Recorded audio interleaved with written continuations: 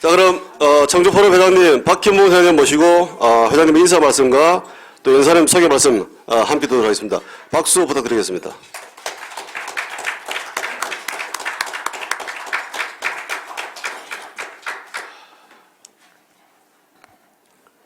예, 안녕하십니까. 청주포럼 회장 박현문입니다.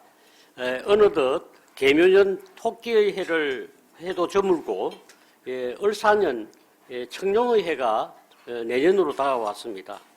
회원님들의 도움으로 오늘로서 저는 청주포럼 회장 2년 임기를 무사히 마치게 되었습니다. 그동안 정말 감사했습니다. 내년부터 우리 김정섭 차기 회장이 더 훌륭한 청주포럼이 될 수 있도록 많은 준비를 하고 있습니다. 이 조참 모임에서 저녁 모임으로 옮기면서 현직에 있는 후배들이 더 많이 모일 수 있도록 추진 중에 있습니다. 오늘은 영하 15도의 혹한임에도 불구하고 40여 분이 참석하셨습니다. 14회 유명철 고문님 참석하셨습니다. 그리고 22회 주호석 고문님과 고문님 참석하셨습니다. 예.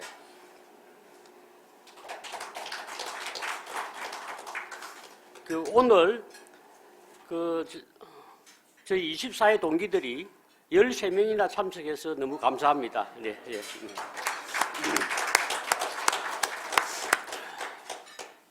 연사이신 서정선 회장님에 대해서 소개를 드리겠습니다.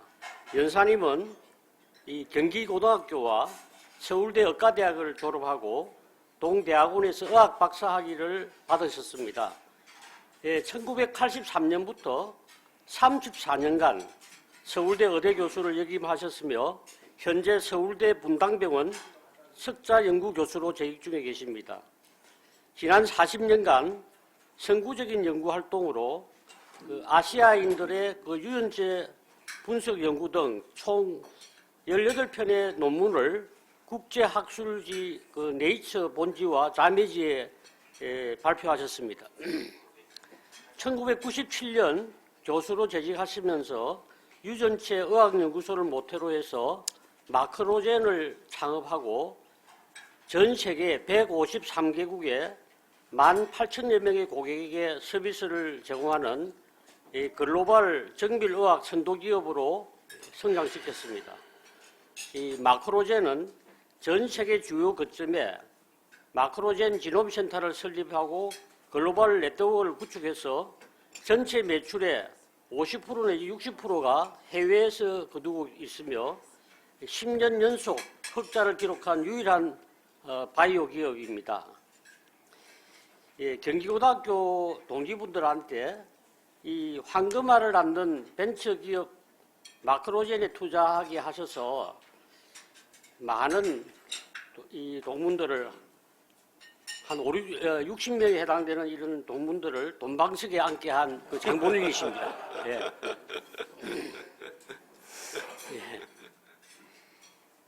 예. 현재는 마크로젠 회장 겸 이사회 의장을 맡고 계시며 한국 바이오 벤처 기업이 1세대 CEO로서 2008년 한국 바이오 협회를 창립하고 2020년까지 10여 년간 회장직을 맡아왔습니다. 마크로젠은 한국형 정밀 의료 기반을 위한 국가 바이오 빅데이터 구축 1, 2차 시범사업에 참여해서 한국인에게 취약한 질병을 사전에 예측하고 진단하는 미래의료 서비스 마련과 바이오 헬스 산업 경쟁력 확보에 기여하셔서 2022년 산업자원부 장관상을 수상한 바 있습니다. 서정선 회장님은 2023년 6월부터 젠톡 플랫폼을 출시해서 78억 인구에게 100불대에 10만 원이면 유전자 검사를 통해서 DNA 몸 설계도를 주고 개인 맞춤 의학으로 건강 100세 시대로 오늘 강연을 통해서 여러분들을 건강 100세 시대로 안내할 것이기 때문에 힘찬 박수로서 연사님을 모시겠습니다.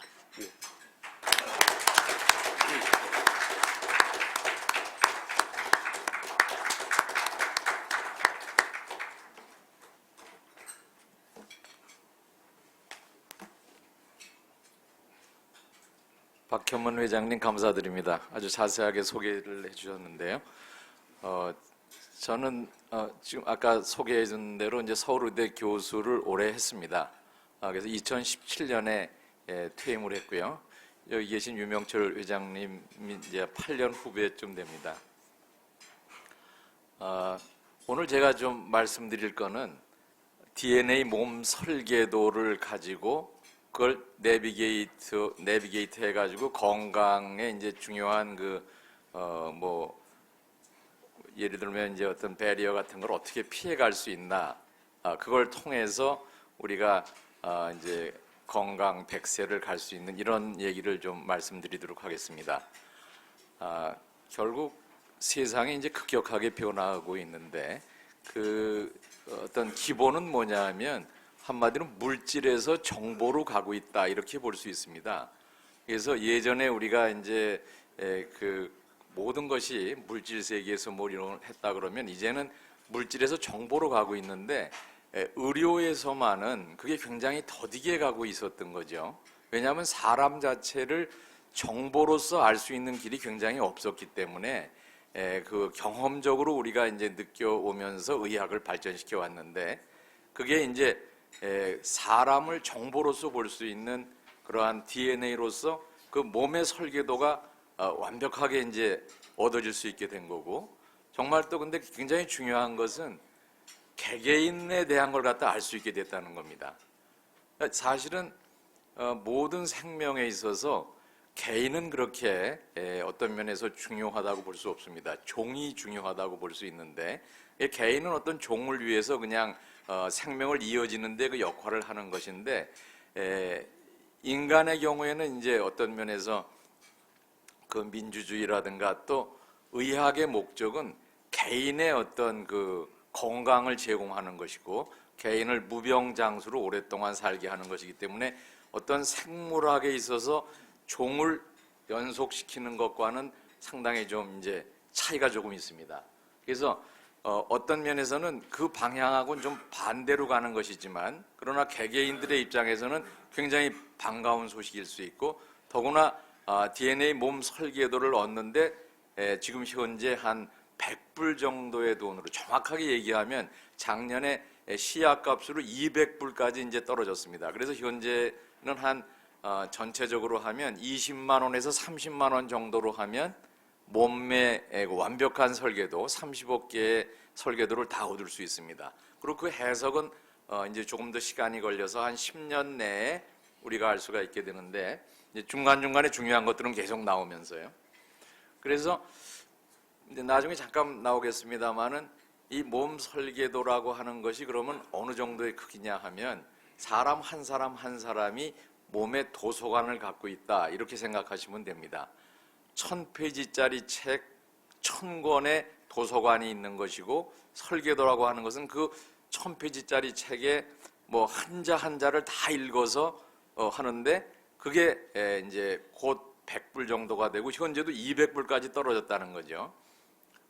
그것이 가능하게 된 것은 2000년도에 인간 게놈 프로젝트가 이제 성공을 했는데 그때는 그 한 사람의 이 몸 설계도를 얻는데 그 30억 불 정도의 돈이 들었습니다. 3,000명의 과학자가 11년의 그런 시간을 거쳐서 30억 불의 돈을 가지고 했는데 그 30억 불이 이제 지금 23년 정도가 지난 이 시점에서 그 거의 100불 정도로 떨어졌다고 하는 것은 3천만 분의 1로 떨어졌다는 얘기고요. 이게 처음에 가능하다고 생각을 안 했습니다. 30억 불짜리를 어떻게 사람들한테 다 해주느냐. 그런데 기술이 이제 발전을 하면서 지금 이제 가능하게 된 거죠.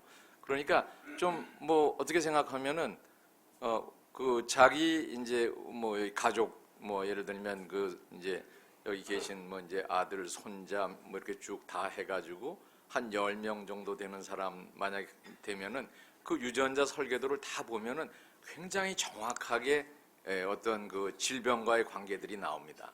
근데 그걸 갖다가 한 100불 정도 이제 10만 원 정도씩 해가지고 한다 그러면은 한 전체 한 100만 원 정도를 가지고 자기 이제 가게라 그럴까요? 자기 패밀리의 미래에 어떤 일이 닥칠지를 갖다가 이제 우리가 알 수 있다 그러면 굉장히 좋은 일이 되겠죠. 그래서 그런 얘기를 좀 하면서 시대가 어떻게 바뀌었고 또 이제 중간에 이제 코로나가 이제 뭐 굉장히 어떻게 보면 이상한 질병이 한 3년 동안 지구상에서 인간들을 굉장히 아주 괴롭혔는데 그런 일이 앞으로도 계속될 것이다. 이렇게 이제 판단을 하고 있습니다.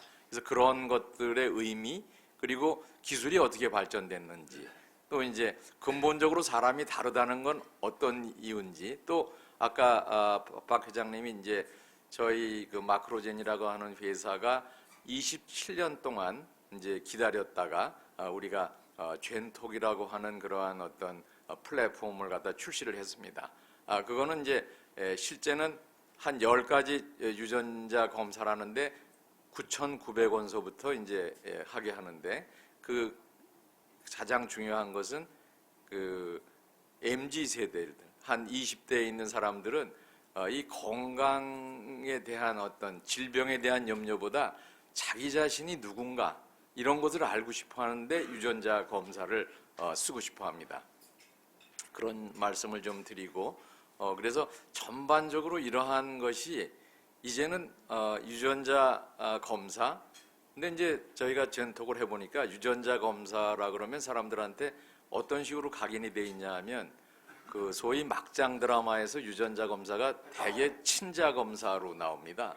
그래서 많은 사람들이 유전자 검사를 이제 하면 좋다 그러면 뭐 화를 내는 사람도 있어요. 난 아이도 없는데 왜 자꾸 나한테 유전자 검사를 하라 그러느냐.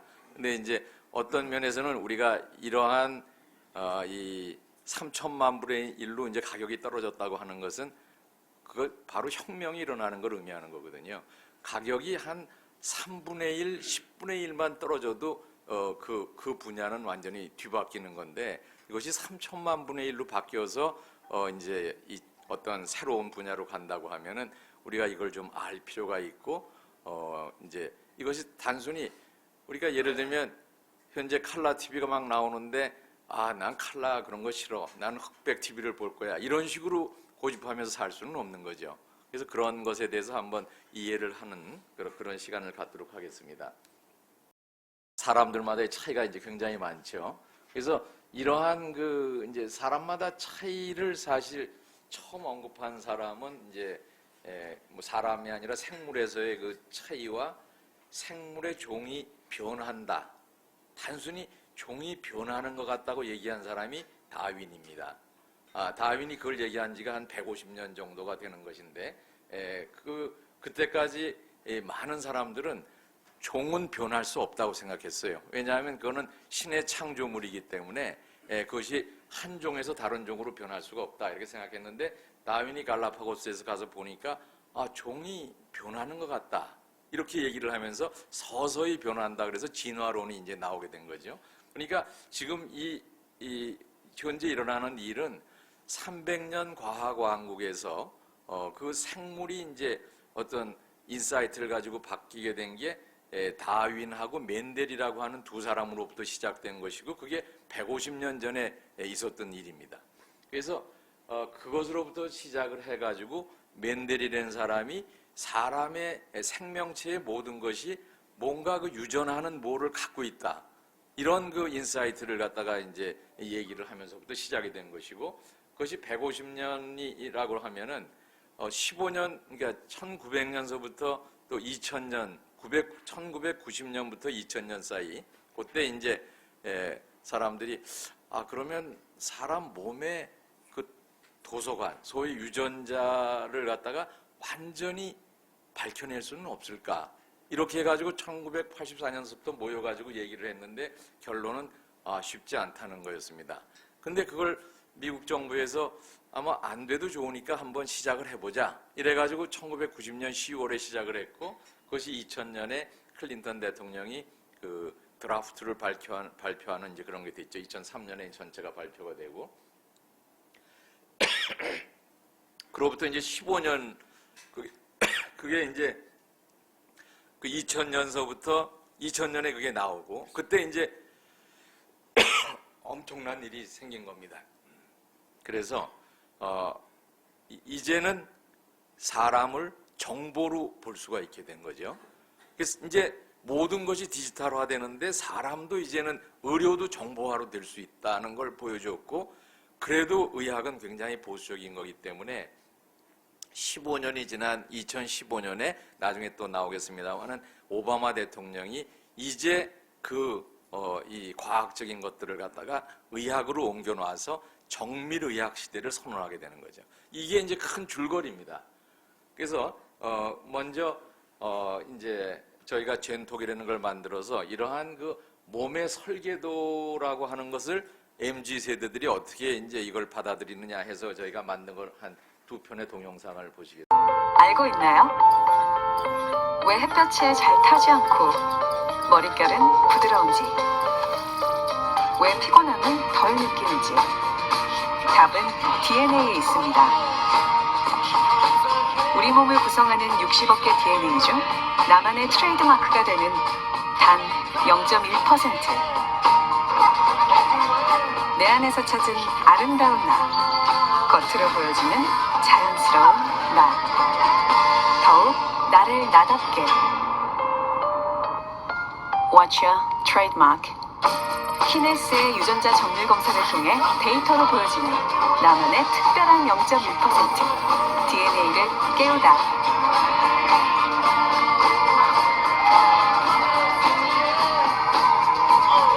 나만의 트레이드마크 킨헬스.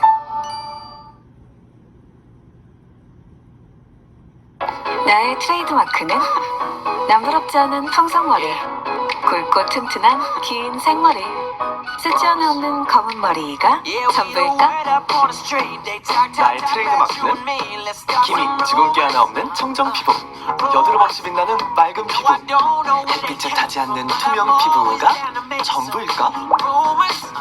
나의 트레이드마크는 쉽게 지치지 않는 근지구력, 군살 하나 없는 매끈 복근, 멈출 줄 모르는 질주 본능이 전부일까?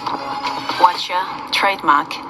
유전자 검사를 통해 데이터로 보여지는 나만의 특별한 0.1% DNA를 깨우다. 나만의 트레이드마크 킨헬스. 이런 것들이 유전자에 이제 다 나온다는 것이죠.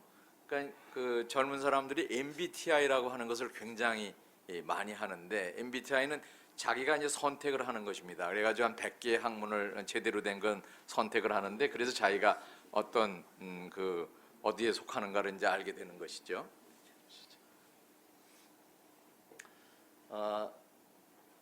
그런데 이제 그래서 하여튼 이러한 자기의 트레이드마크가 뭐냐 하는 것도 MBTI는 선택을 해서 하는 것이지만, 우리가 유전자를 검사를 해보면 그런 선택이 아니라 본인이 타고난 것이 뭔지를 알 수 있는 것입니다. 그래서 약간의 그 갈등이 만약에 있으면 살아나가는데 자기 자신의 본연의 어떤 유전자로서는 이런 것인데 그거하고 조금 다른 식으로 돼 있다 그러면 그 갈등을 좀 느낄 수가 있고, 또 그것 때문에 우울증이 올 수도 있고 뭐 여러 가지가 있습니다. 그래서 결국 그런 걸 갖다 상담을 통해서 이제 그걸 확인할 수도 있고 이제 하는 것들인데, 자, 여기 이제 한 가지만 더 이제 저걸 해보죠. 이 사진을 보시고 이게 어떤 색이냐? 여기서 이걸 감청색 쪽으로 보이는 분하고 이게 청색으로 이제 감청색이나 이런 쪽으로 보이시는 분 한번 손 들어 보십시오. 네. 그리고 이것이 하얗고 골드하고 흰색으로 보이는 분 한번 손 들어 보십시오. 네. 이 사진이 2015년에 이제 나왔을 때 전 세계적으로 굉장히 아주 논란을 일으켰습니다. 어떤 사람은 이걸 갖다가 이런 화이트 앤 골드로 보고, 어떤 사람은 블루 앤 블랙으로 보는 것입니다. 그러니까 전혀 어떤 집에서는 부부간에 뭐 엄청 싸움이 일어났다 그래요. 정신이 나갔냐? 이게 청색이지 이게 어떻게 흰색과 골드로 돼 있냐? 이렇게 얘기하고, 한쪽 사람은 아니 어떻게 이걸 갖다가 백금색이지 이걸 갖다 군청색으로 보느냐? 이래가지고 뭐 엄청 싸웠다 그러는데, 이제 결국은 이렇게 보는 사람들은 한 30% 정도 화이트 앤 골드로 보는 사람이 있고, 실제는 57%가 블루 앤 블랙으로 보는데, 여성하고 노인 쪽에서는 백금색으로 보는 쪽이 좀 많습니다. 여기도 보면은 지금 백금색 쪽이 훨씬 많은 거로 나오는데요.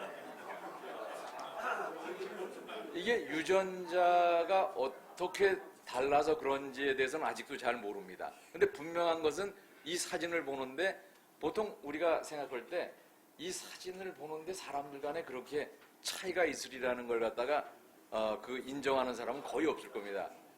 근데 실제로 이런 차이가 일어나고 있다는 거. 그럼 이게 왜 이러느냐? 그 원인 중에 하나는 사람마다 어떤 그 명도, 이 전체적인 그 밝기를 조절하는 게 다르기 때문에 그렇다는 겁니다. 이게 밝기를 상당히 높게 톤을 조절해 놓은 사람들한테는 백금색으로 보이고 이걸 갖다 좀 어둡게 잡아 놓은 사람은 군청색으로 보이는 겁니다. 근데 이제 이것도 지금 유전자에 대해서 연구를 하려고 굉장히 많은 사람들이 됐습니까? 뒤에도 동영상이 있습니다. 하나 더 있어요. 네. 네, 그러시죠. 뭐. 네.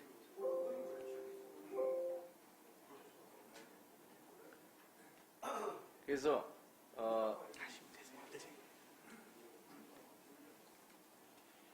지금 바꾸실 거예요?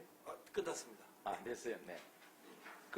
이 사람들의 차이를 갖다 그냥 한번 보면은 뭐 여러분들이 잘 아시다시피 왼손잡이가 상당히 많죠. 근데 한 17%는 왼손잡이고요. 그 다음에 또 이 특별히 그 귓바퀴의 모양은 사람마다 굉장히 다릅니다. 그래서 이 특이한 귓바퀴를 갖고 있는 사람들이 많고, 그리고 또 서양인은 88%가 물귀지를 갖고 있는데 한국 사람들은 거의 95%가 마른 귀지를 갖고 있습니다. 그래서 한국 사람들은 이 귀지 파괴를 가지고서 귀지를 갖다 파서 뭐 말 중에는 이제 귀지가 굉장히 크면 발등이 깨질 뻔했다 뭐 이런 식의 얘기를 하지만 서양 사람들의 경우에는 보통 그 면봉을 사용해서 귀지를 청소하는 거죠. 그래서 우리나라에도 이제 면봉이 많이 있지만 우리는 사실 그 귀지를 갖다가 면봉으로 하기는 어려운 겁니다. 그렇게 엄청나게 차이가 있죠. 서양 사람들하고의 차이가 이제 굉장히 큽니다. 그리고 남성형 탈모도 한 56%가 가족력이 있습니다. 그리고 또 다리를 떠는 사람도 13%의 이제 이런 하지 불안증을 갖고 있는 사람들도 유전자하고 관계가 있습니다. 또 서구인의 22%가 우유를 먹으면서 이제 배탈이 나는 그런 경우가 있는데 한국 사람들은 더 높습니다. 이게 나중에 또 다시 설명드릴 때가 있고, 편두통도 가족력이 있고, 이런 나쁜 것만 있는 게 아니라 절대 음감을 가진 것도 14%가 사람마다 차이가 있어서 듣기만 하면 바로 그걸 갖다 기억할 수가 있고 이제 할 수 있는 사람이 14%나 된다는 거죠. 자, 이런 모든 것이 23쌍의 염색체 22쌍하고 XY에 다 들어있다. 이제 우리 그런 얘기고요. 아까 좀 말씀드린 것처럼 그러한 그 코로나 같은 것도 보면은 이 바이러스가 이 바이러스 안에 그건 한 페이지 정도 됩니다. 한 페이지 정도 되는 이제 3,000개 코로나 같은 경우에는 한 3만 개 정도의 그 이제 정보를 갖고 있는데, 반면에 박테리아 같은 경우는 1,000페이지짜리 책 한 권입니다. 이게 한 권. 그러나 사람의 경우에는 도서관이 이제 들어가 있는 것이죠. 그래서 이 도서관을 지금 이제 우리가 다 알고, 근데 여기에 의미들을 갖다가 아는 데는 질병 데이터하고 이걸 다 이제 합쳐가지고 계속 축적을 시켜야 되기 때문에 지금서부터 이제 이걸 데이터를 모아서 그 빅데이터를 만들어서 이제 가면은 제가 볼 적에는 한 5년에서 10년 정도 되면 그 이제 알파고 같은 식으로 해서 이게 엄청난 정확한 그 프레딕션이 이제 가능하게 되는 겁니다. 근데 이런 일은 이제 왜 생기느냐 하면 사람마다 차이가 나는 것은 물론 시작은 10만 년 전 정도에 이러한 아프리카에서 이쪽 그 에티오피아에 있는 이쪽 동부 아프리카 이쪽에서 인류가 이제 기원이 됐다고 생각하고 아프리칸 이브라고 이제 보통 여성의 이제 기원을 이제 그렇게 얘기를 하는데요.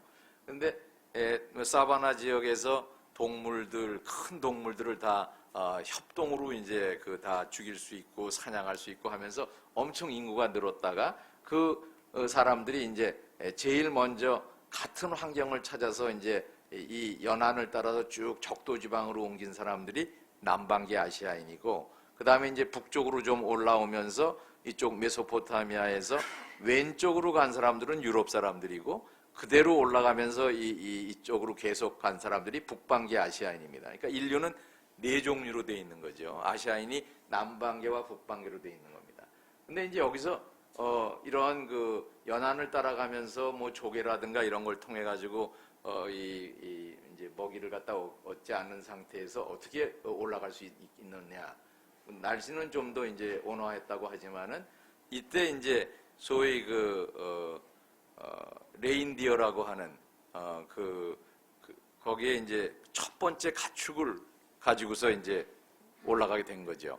그래서 술록이 이제 가축화되면서 이 술록의 젖하고 고기 이런 것들을 가지고서 이제 올라갈 수 있게 된 겁니다. 가축화를 하면서 이제 올라가게 된 건데, 그런데 술록의 먹이는 이 이끼입니다. 이끼. 근데 그게 되게 산 위에 있어요. 그래서 이 북반기 아시아인들은 이 산맥을 타고 움직이게 됩니다. 그래서 이 알타이라든가 이쪽으로 쭉 산맥을 타고 와서 한국에 들어올 때도 일부가 이제 한국으로 들어오는데, 한국에 들어올 때도 백두대간을 타고 들어오게 되는 겁니다. 그래서 백두대간을 타고 들어오고, 그러니까 신라까지도 위에서 북반기가 들어올 때 백두대간을 타고 내려오게 되는 겁니다. 이제 그런 식으로 이제 이게 되면서 이 사람들이 여기서 기후라든가 질병을 만날 때마다 소위 트레이드 오프를 하는 겁니다. 어떤 게 바뀌고 바뀐 사람만 살아남고 어떤 그 변화가 있는 사람들이, 그렇기 때문에 어떤 환경을 통해서 왔느냐에 따라서 그 지금 이제 한국에 있는 사람들 그 가족이 어떻게 왔느냐에 따라서 다 다른 그러한 그 유전자 설계도를 갖고 있는 거죠. 그러니까 뭐 어떻게 보면 시작은 같다 하더라도 뭐 어떤 이제 조상은 뭐 돈황 뭐 이런 석굴에서 뭐 있었던 사람도 있고, 어떤 다른 경로를 찾은 사람도 있고, 이제 여러 가지가 있을 겁니다. 그리고 사람들의 그런 걸 보면 예를 들면 맨 처음에 사람들은 전부 다 수렵 채집이었습니다.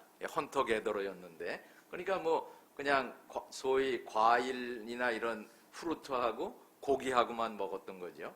그러다가 유목을 이제 하게 됐고, 처음 레인디어나 이런 유목을 하게 되면서 이제 어느 정도 확보가 됐고, 그리고 10,000년 전에 농경이 처음으로 이제 시작이 된 겁니다. 그러니까 이 농경이 시작됐다는 게, 그러니까 뭐 밀이라든가 쌀 이런 걸 엄청나게 많이 먹게 된 거죠. 그 전에는 이 침팬지나 뭐 이런 그 동물들처럼 이 쌀이나 이런 걸 갖다 이렇게 많이 먹지 않았습니다. 전부 과일, 과당을 많이 섭취했는데, 이제 여기서부터 소위 글루코스, 포도당을 많이 섭취하니까 엄청나게 변화가 왔는데, 그게 단 10,000년 전에, 12,000년 전에 이제 그 혹한기가 이제 왔었고요, 빙하기가 왔었고, 그때 북반계인들의 대부분이 이제 죽고, 남반계는 그냥 모든 사람들이 다 살아남았지만은 북반계는 일부의 사람들만 살아남고, 그 북반계가 일종의, 그러니까 굉장히 인사이트가 있는 사람들이 된 이유가, 한국 사람은 북반계가 한 70%, 남반계가 30% 정도 됩니다. 그래서 그런 식으로 됐고, 중요한 건 그러한 인류의 대이동으로 해서 지구 곳곳에 이제 사람들이 살게 되면서 그 자기가 갖고 있는 그 유전자가 다 변화가 되게 됐다. 이렇게 이제 생각을 하시면 되겠습니다. 이제 코로나 팬데믹에 대해 잠깐 이제 얘기를 하면, 그 원래 2000년쯤 됐을 때 이 예측을 우리가 좀 하고 있었습니다. 소위 밀레니엄 그런 것이 될 때, 이제 제가 그때 이제 밀레니엄, 조선일보에서 밀레니엄 위원회라는 걸 만들어서 이제 한 18명쯤 되는 사람들하고 이제 2000년에 어떻게 될 것인가에 대한 그런 걸 한 10여 회 이제 토론하고, 그때 마지막으로는 이제 이걸 끌고 갈 수 있는 사람들을 추천하는 그런 일이 있었습니다. 조선일보에서 이제 그걸 특집으로 해가지고 했는데, 그때 제가 이제 추천한 사람이 이 두 사람이었습니다. 한 사람은 이 데이비드 볼티모어라고 하는 노벨상 수상자였고, 한 사람은 크레이그 벤터라는 사람이었는데, 이 볼티모어는 뭘 주장을 했냐면, 이 항생제 내성 슈퍼박테리아가 나오거나 어떤 변종 바이러스가 출현해서 이미 사람들은 전염병은 이제는 완전히 컨트롤했다고 생각을 하고 있었어요. 그러니까 그 소위 그 엔티바이오틱스 항생제가 엄청난 사람들한테 그 이제 저걸 주어서 이 다른 종과의 싸움에서 인류가 이제 완전히 이걸 거의 다 이겼다고 생각했는데 그 중에서 바이러스에 대한 건 좀 찜찜하게 남아 있었어요. 그래서 이 변종 바이러스가 이제 나오면은 어떻게 될지 모르겠다 이런 얘기가 있었고 이제 그런 것이 결국은 2019년에 이 코로나 팬데믹으로 이제 나오게 된 것이죠. 이 코로나 팬데믹은 정확하게 얘기하면 인간과 동물이 다 갖고 있는 인수 공통 전염병을 일으키는 바이러스입니다.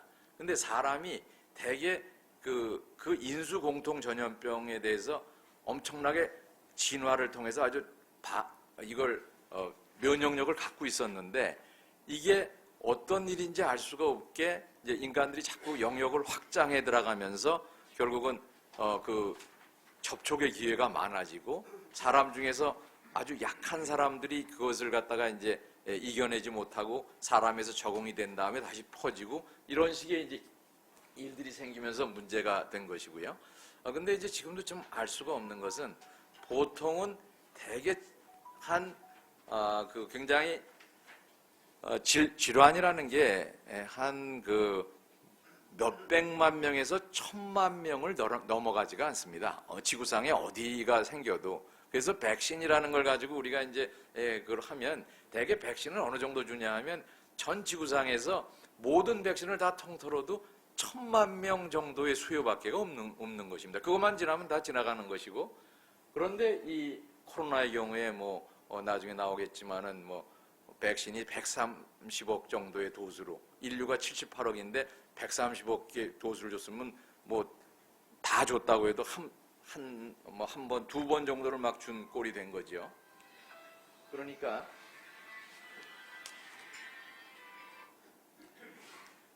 그래서 그런 것들이 이제 미국 사람들은 자꾸 그걸 이제 중국에서의 문제가 이게 사람이 그걸 갖다 어느 정도 조작하다가 생긴 문제다. 이걸 이제 조사를 해야 된다고 계속 주장을 하는 겁니다.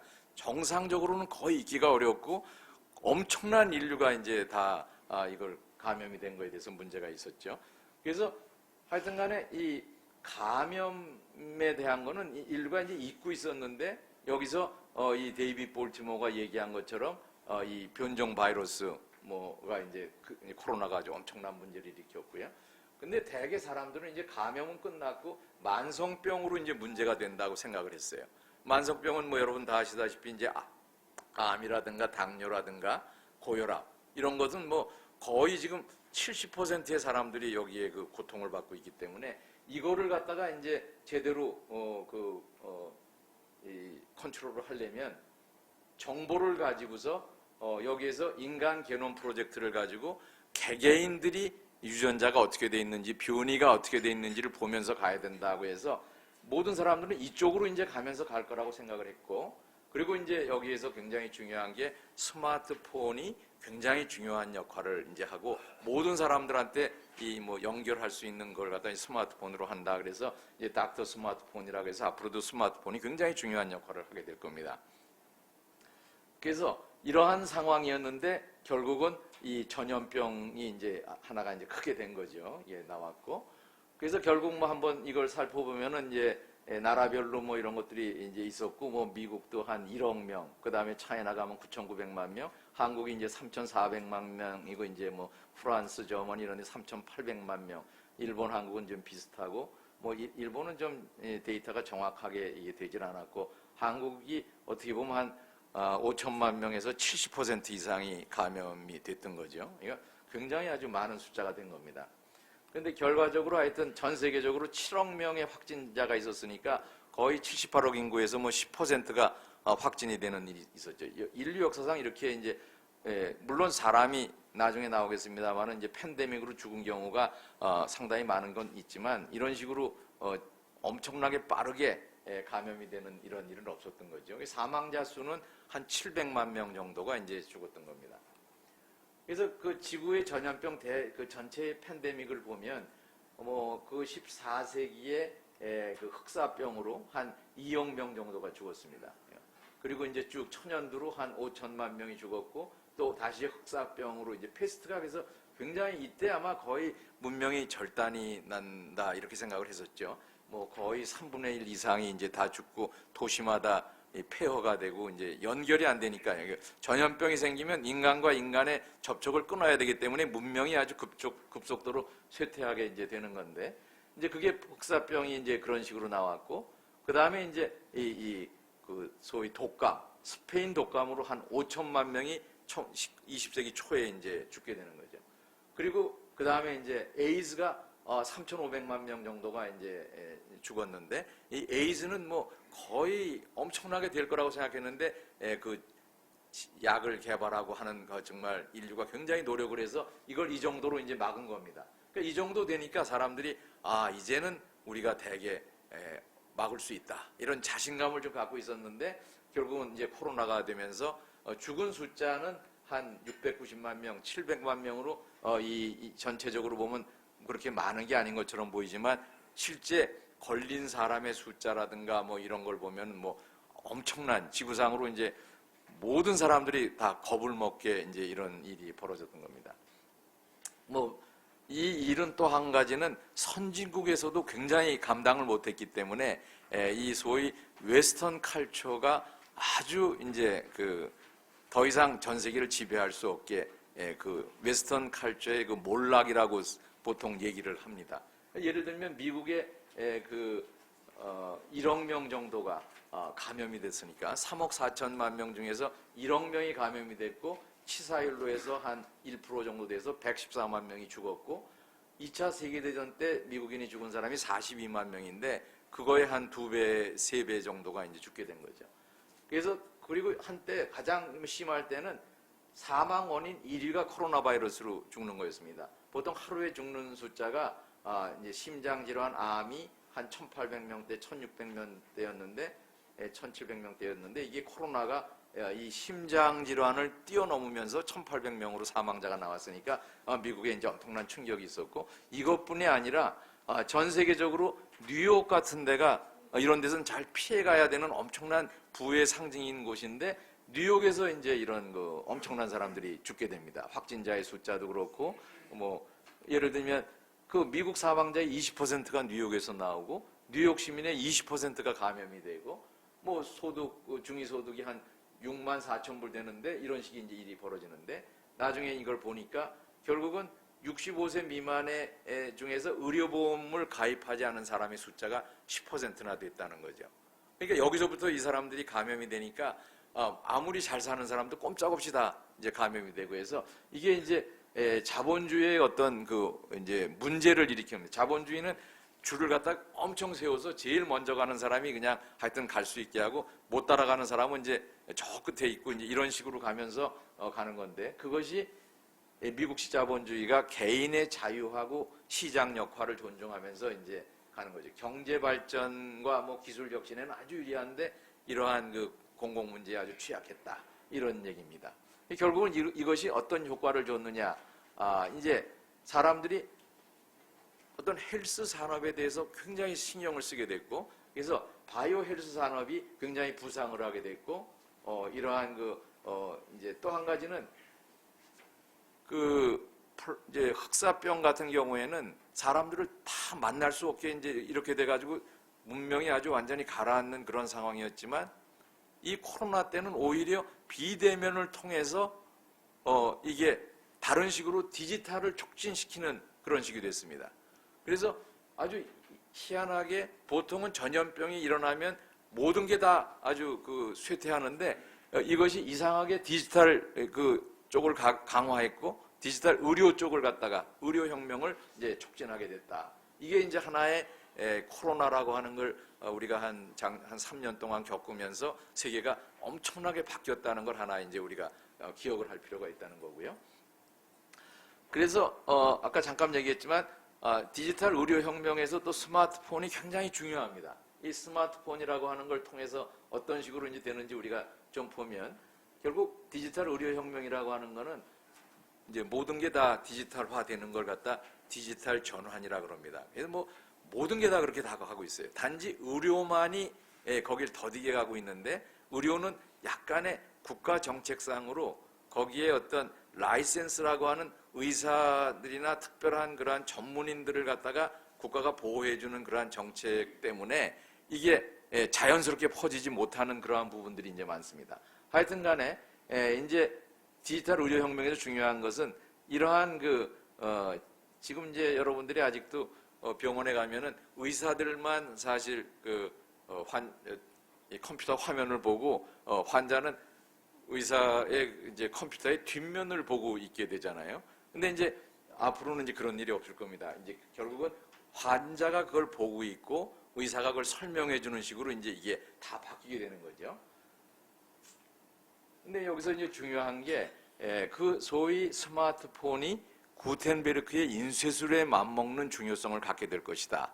근데 구텐베르크의 인쇄술이라는 게 뭐냐? 성서를 갖다가 어떤 일부의 그 성직자들만 갖고 있는 정보가 국한돼 있었던 것이 인쇄술을 통해서 이게 완전히 모든 정보를 갖다가 줄 수 있게 돼서 이게 소위 정보의 민주화를 가져온 그 역할이 되고 산업혁명이나 이런 것이 다 구텐베르크의 인쇄술로부터 시작됐다 이렇게 얘기를 하는데 의료혁명이라고 하는 것이 결국은 의료의 민주화라고 하는 입장에서 이 스마트폰을 통해서 이제 이것이 구텐베르크의 인쇄술에 해당하는 역할을 할 것이다 하는 얘기가 되겠습니다. 이런 식으로 해가지고 결국 무선 센스, 뭐 개인 유전체 정보, 그 다음에 영상 진단 이런 전자 차트를 다 합쳐가지고 결국은 이 스마트폰으로 전달하는 식으로 미래가 이제 바뀌게 될 거고, 그러니까 한국도 이제 의대 뭐 이런 문제가 있는데 사실 의학이 어떤 식으로 바뀌어야 하느냐 하면 이런 식으로 바뀌어야 됩니다. 디지털화로 다 바뀌고 의사들이 컴퓨터에 굉장한 전문성을 가지고 이걸 처리할 수 있는 식이 되거나 그 서포트를 받거나 이런 식이 돼야 됩니다. 그래서 결국은 한 가지 우리가 알아야 될 건 그 의료에서의 디지털 혁명은 스마트폰이 그 허브로서 작용할 것이다. 스마트폰이 있기 때문에 의료 혁명이 가능해졌다 이렇게 볼 수 있고요. 하여튼 이제 이걸 정리를 좀 해보면은 이런 얘기입니다. 디지털 전환이라는 건 이 시대의 어떤 하나의 그 큰 흐름인데 모든 것이 물질에서 정보로 가는 그런 흐름인데 이 모든 것에서 이미 다 소매, 여행, 뭐 식당, 유흥업, 은행 모든 산업에서 다 도입이 됐습니다.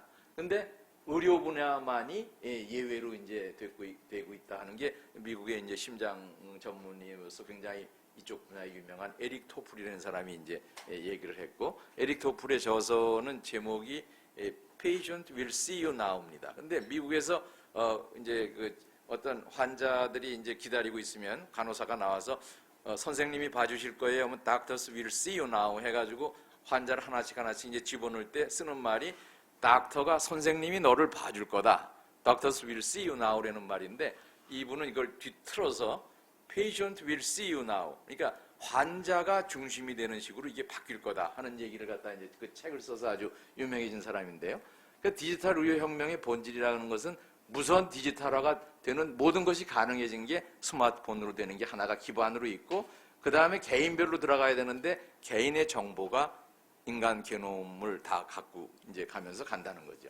그래서 의료의 주체가 바뀐다는 거예요. 의사들이 상당히 이걸 이제 싫어하는 것이지만 결국은 의료의 주체가 예전에는 닥터가 어떤 잣쥐로서 이걸 다 판단을 했던 거라 그러면 이제는 그 페이션트의 정보를 페이션트가 누구한테 주느냐에 따라서 케어기버로 바뀌는 겁니다.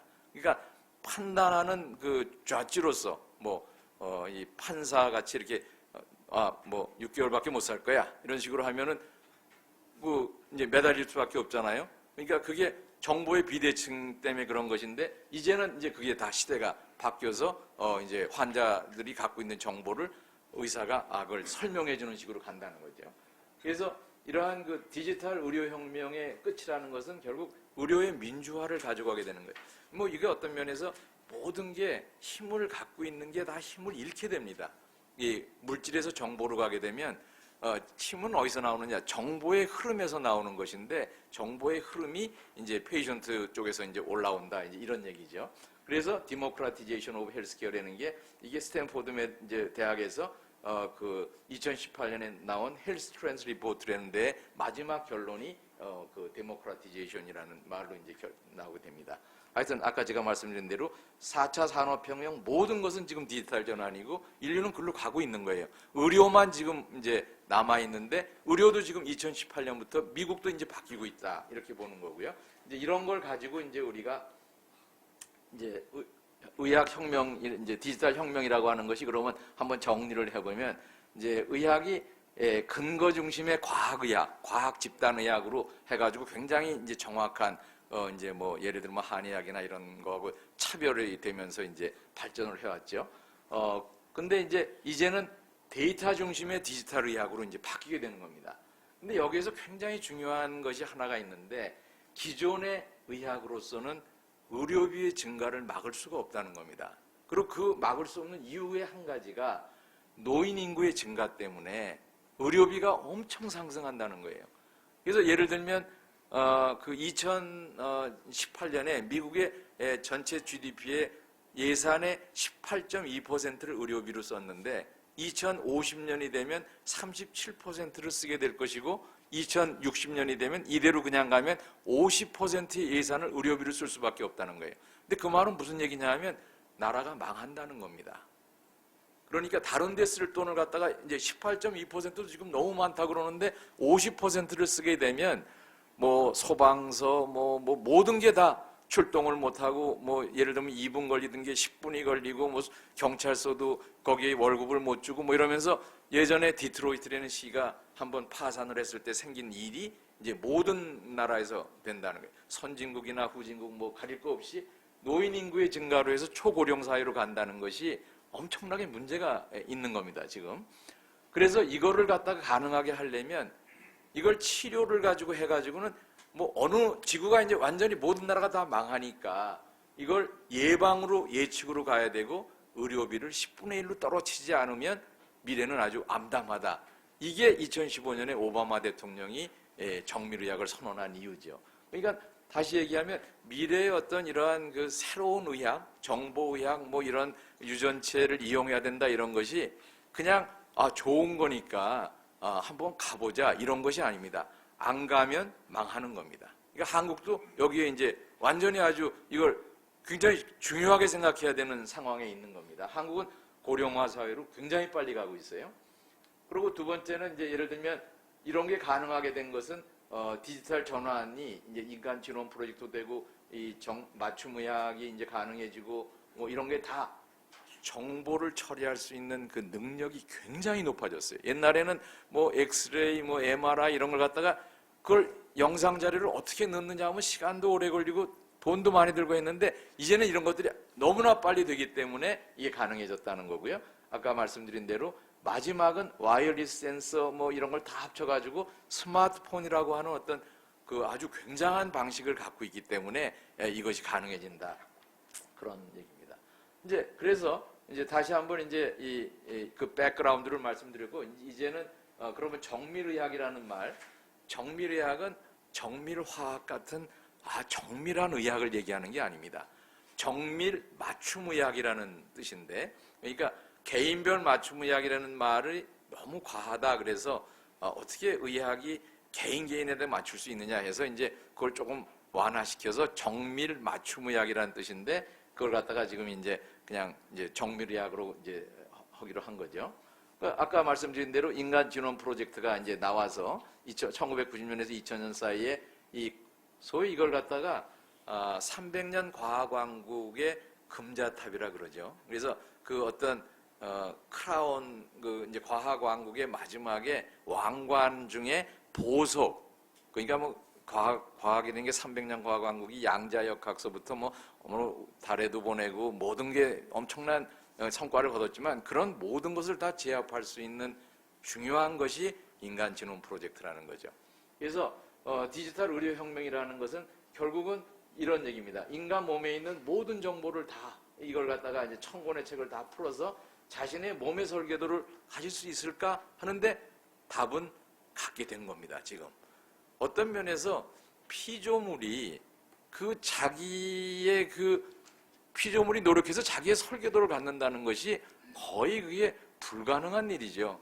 어떤 면에서는 뭐 에덴 동산에서 이제 추방당할 때 뭐 나가라 그러면 근데 나가긴 나가는데 그래도 뭐 매뉴얼은 좀 줘야 나중에 고칠 거 아닙니까? 뭐 그럼 더 얻어 맞았을지 모르겠지만 하여튼 그걸 갖다가 결국은 40억 년의 그 시간 생명의 역사를 갖다가 다 그 지도를 이제 설계도를 갖게 했다는 게 이게 정말 엄청난 일입니다. 이게 거의 지금 막바지에 온 거예요. 모든 거에. 그래서 이 클린턴이라고 하는 이제 클린턴 대통령이 이제 프랜시스 콜린스라고 하는 NIH 쪽 정부 쪽의 연구 수장하고 크레이그 벤터라고 하는 이 민간 쪽하고 두 사람을 갖다가 이제 자기 뒤에다 놓고서 이제는 이제 투데이 뭐 해서 뭐 이 랭귀지 오브 뭐 God의 랭귀지를 갖다가 우리가 알게 됐다 이러면서 이제 이게 엄청난 사건이다 하는 걸 갖다가 그때 이제 했습니다. 근데 그때 들은 돈이 이제 30억 달러고 그게 현재 퍼스널 지놈 시퀀싱으로 해서 100달러로 됐으니까 이게 30억 3천만 분의 1로 떨어진 겁니다. 이건 거의 기적과 같은 일이고 개개인이 자기의 유전 정보를 갖다가 20-30만 원 정도로 해서 한 번만 하면 되는 건데 그걸 가지고서 우리가 이제 앞으로 정보는 지금 현재는 아직은 시간이 좀 걸려요. 왜냐하면 중요한 것들은 아직 알 수 있죠. 치매에 관련된 유전체 정보인 이제 아포E4라든가 이런 것들은 그걸 갖고 있느냐 안 갖고 있느냐에 따라서 우리가 굉장히 빨리 알려줄 수 있습니다. 근데 아포E라고 하는 건 나중에 나오겠지만 한 번 정도 두 개 중에 하나만 갖고 있는 사람의 수가 거의 뭐 13%에서 15%가 되기 때문에 그 사람들은 치매에 걸릴 가능성이 보통 사람보다 몇 배가 높고 그 다음에 두 개를 다 갖고 있는 사람은 한 30배가 높습니다. 그러니까 이런 것서부터 아는 것도 있고 지금 알아가는 것도 있어요. 그래서 근데 이제 그런 후에 15년이 지난 후에 오바마 대통령이 이제는 이 과학을 의학에 적용할 수 있게 됐다. 그래서 오늘 태어나는 사람은 한 120세의 수명을 갖게 될 것이고 암이라든가 당뇨 이런 것에 걱정을 얻게 될 것이며 이제 굉장히 핑크빛 이런 걸 얘기를 했죠. 근데 오바마 대통령이 연두교수에서 이걸 갖다 얘기한 이유는 이게 무슨 약간 이제 오바마 대통령은 좀 멋있게 하는 그런 걸 좀 좋아하는 분이긴 하지만은 다급한 겁니다. 이제 나라가 거의 이제 앞으로 어떻게 될지 모르니까 정보의학으로 의료비를 10분의 1로 낮추지 않으면 희망이 없다. 이러니까 이제 미국의 집단지성들이 이제 8개월 동안 설득해가지고 오바마가 이걸 갖다가 이제 발표를 하게 된 거죠. 그래서 1990년쯤에는 정밀의학, 맞춤의학이라는 게 잘 보이지도 않았어요. 그러니까 이게 무슨 소리냐, 뭐 이게 되긴 되겠느냐 그랬는데 2003년에 인간지론 프로젝트가 완성이 됐을 때 이게 조금 보이는 것 같다 하고 2010년이 됐을 때는 이게 뭐 되는 건데 지금은 완전히 정확하게 상이 잡힐 정도로 이제 됐다. 이런 얘기입니다. 이거의 굉장히 중요한 예 중에 하나가 인간 설계도를 다 알았을 때 특히 아주 중요한 것은 유전병에 있는 사람들한테 도움이 됩니다. 그래서 이 어떤 이제 쌍둥이가 태어났는데 그 쌍둥이가 이렇게 굉장히 유전병에 이제 덜한 모습으로 이제 있는 거예요. 근데 이 아버지가 이 유전체 회사에 근무를 해서 의사들하고 얘기를 해봐도 의사들도 더 안 된다. 아마 태어날 때 세리브럴 폴즈라 그래가지고 좀 뇌에 손상을 받은 것 같다. 뭐 이런 식으로 얘기를 하고 있었는데 이 아버지가 이제 마지막으로 그냥 유전체 검사를 한번 다 해보자. 다 하고 나니까 이게 두 개의 이제 세로토닌이라는 약하고 이제 두 개의 라인에서 여태까지 하나만 주고 있었다는 걸 알게 되고 두 개를 다 줘야 된다. 이 얘한테는 두 개가 다 고장이 났다 해가지고 두 개를 다 주니까 완전히 정상으로 된 거예요. 이거는 기적이라고 합니다. 그래서 이건 NIH에서 예산을 딸 때마다 전 미국 사람들한테 이렇게 우리는 이 일을 갖다 얘네들을 갖다 이렇게 했다는 이 케이스하고 닉 볼커라고 하는 애는 태어나자마자 수술을 뭐 여기 보면은 엄청나게 받습니다.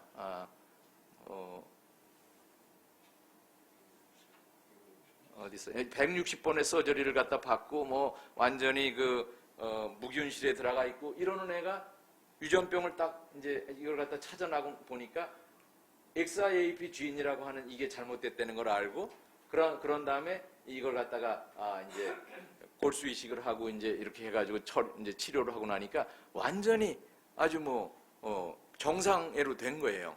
이 두 닉 볼커하고 이 닉 볼커의 스토리는 원 인 어 빌리언이라는 책으로 이제 나와서 사람들한테 하고 그래서 미국의 NIH에 대해서 사람들에 대한 신뢰는 엄청납니다. 우리를 정말 도와주고 있는 기관이고 거기에 예산을 줘라 이렇게 이제 하고 있죠.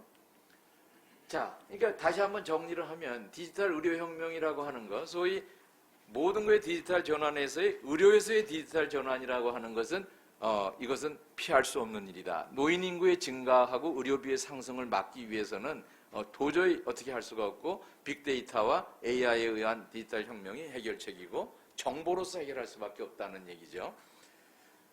그래서 한국 같은 경우에도 여기 보면은 이제 초고령 사회로 이제 들어가고 있습니다. 세계가 지금 18.6%로 이렇게 가고 있는데 한국은 지금 2019년서부터 이걸 초월해가지고 완전히 14.9% 이게 한국이고 이게 세계인데 이 전 세계가 14.1%의 고령화가 되면 한국은 33.9%, 그 다음에 2067년이 되면 46.5%가 고령이 됩니다. 60세 이상, 60세 이상의 이제 인구가. 그러니까 이게 2020년에 만약에 36조가 들었다 그러면 이제 의료비에 36조가 들었습니다. 근데 2060년이 되면 390조가 필요한 겁니다. 그러니까 390조를 여기다 쓰고 나면 다른 데 쓸 돈이 없는 거죠. 그래서 이걸 막기 위해서는 어떤 방식으로든지 간에 현 상태로 이런 게 개선이 없으면 평균 수명만 연장이 되면서 2060년에는 이제 거의 국가가 이제 파산하게 된다. 이런 얘기입니다. 그러니까 굉장히 시리어스한 얘기예요. 그래서 결국은 이제 두 번째 그러한 촉진한 거는 코로나로 해가지고 이 디지털 의료 혁명이 거꾸로 촉진이 됐다. 그래서 원격 진료를 갖다가 이제 어느 정도 이제 자꾸 완화를 해야 됩니다. 이 기본적으로 이제 원격을 하게 하고, 근데 우리나라의 경우에 이제 그 정부와 의사의 어떤 신뢰 관계가 굉장히 깨져 있어요. 그러니까 모든 일을 할 때는 신뢰 관계를 가지고 일을 해야 되는데 그런 것들이 안 되기 때문에 이게 굉장히 모든 게 안 되는 겁니다. 그러니까 기본적으로 신뢰를 회복하고 확실히 약속을 지키고 이렇게 가야 되는데 이제 그런 부분들이 이제 문제입니다. 그래서 의료 또 AI도 강화하고 디지털에 대해서 의사들이 굉장히 잘 알아야 돼요. 이제 바이오 산업도 이런 면에서 이제 또 옆에서 도와줘야 될 부분들이 있는 거죠. 그리고 결국은 P4 메디신이라고 그래서 예방의학, 예측의학, 맞춤의학. 근데 이 마지막 말이 아주 대단한 겁니다. Participatory Medicine이라는 것은 Participatory Medicine은 의사들은 굉장히 싫어하는 말이죠. 아니 어떻게 환자가 참여해서 뭘 하느냐. 근데 이제는 그 정보를 가지고 환자의 참여를 통해서 이제 하게 되는 것이다. 이런 얘기입니다.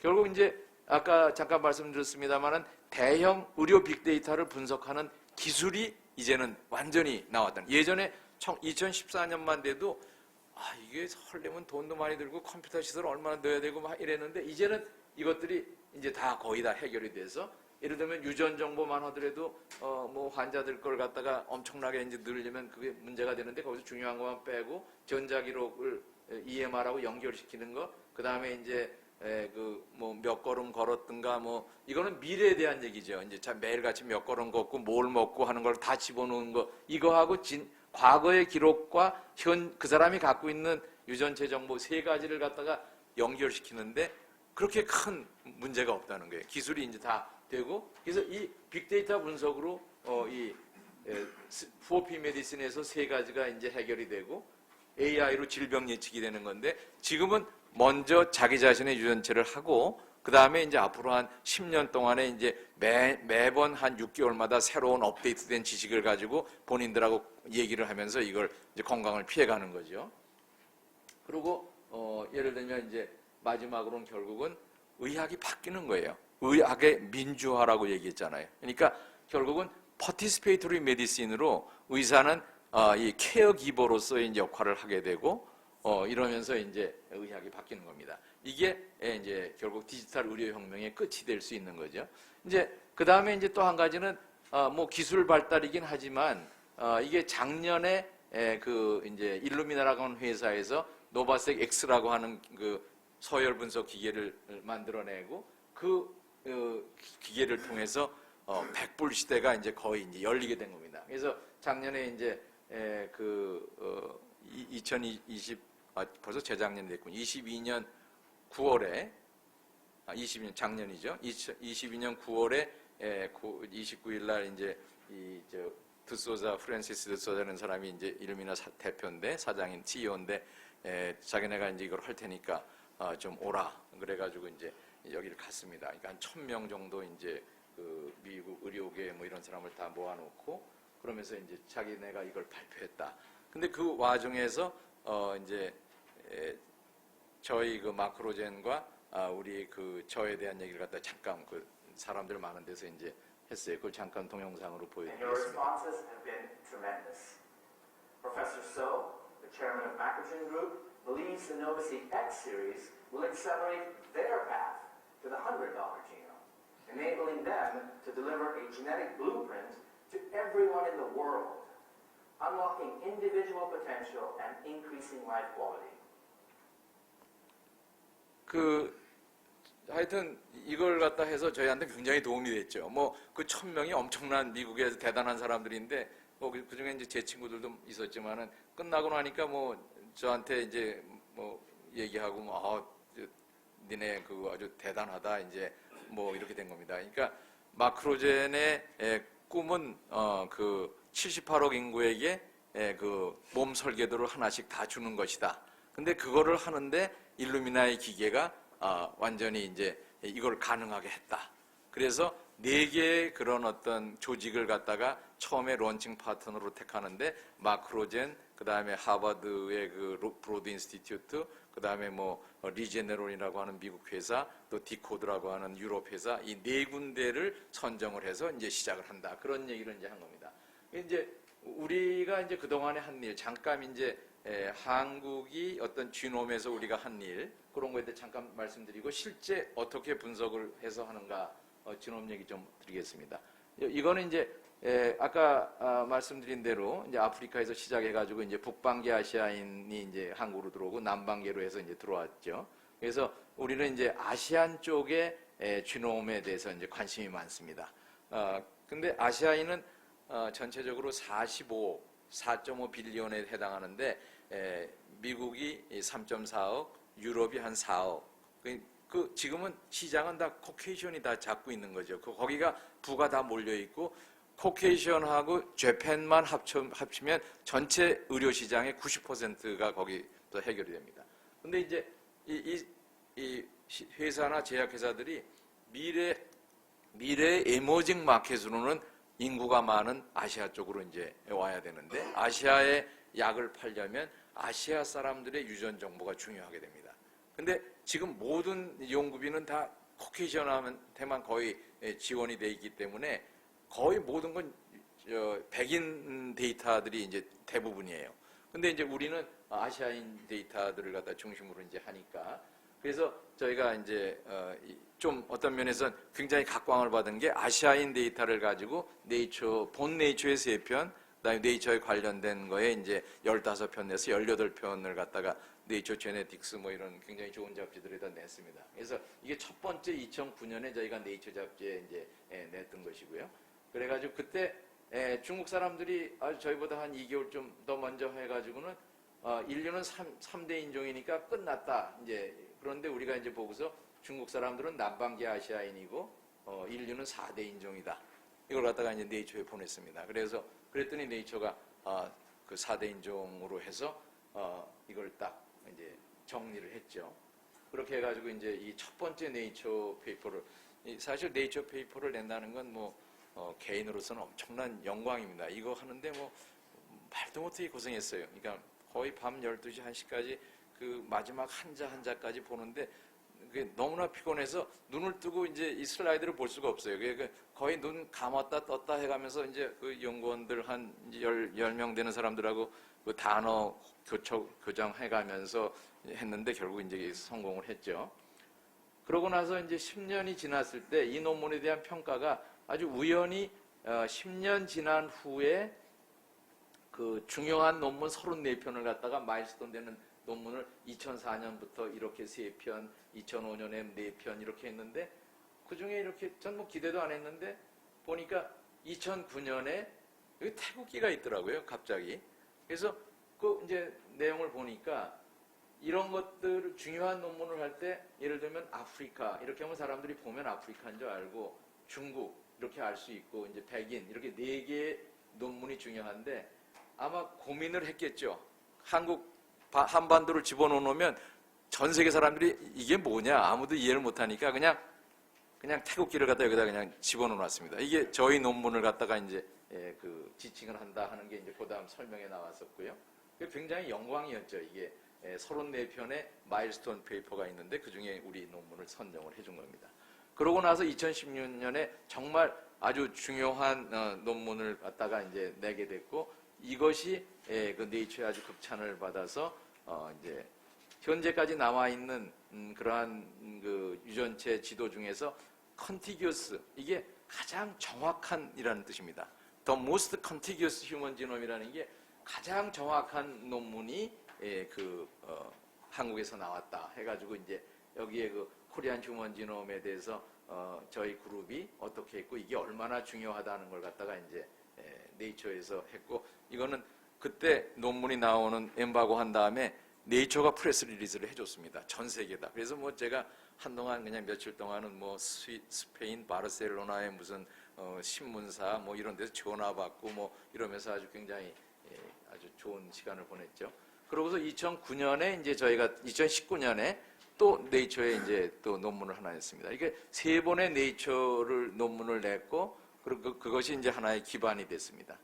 그래서 간단하게 이제 게놈 이야기를 조금 더 하고 그러면 실제 그 게놈 속에는 어떤 얘기가 있느냐 이제 그거를 간단하게 얘기했습니다. 아까 말씀드린 대로 귀지 유전자 같은 경우에는 이게 물귀지하고 마른 귀지가 있습니다. 여기 까만 것은 아프리카 사람들은 100% 되게 까만 귀지인데 그러니까 한마디로 인류는 물귀지를 가지고 태어난 거죠. 그런데 이게 이렇게 쭉 이쪽으로 오면서 북방계 아시아인에 있어서는 마른 귀지로 이게 바뀌게 된 겁니다. 어떤 돌연변이가 생겨서 그래서 보통 ABC C11이라고 하는 유전자가 그 세포막 안팎으로 이제 PG라고 하는 그 지방질을 갖다 운반하는 단백질인데 이것을 갖다가 변이가 생긴 것이 한국인이 97.8% 중국인도 마찬가지입니다.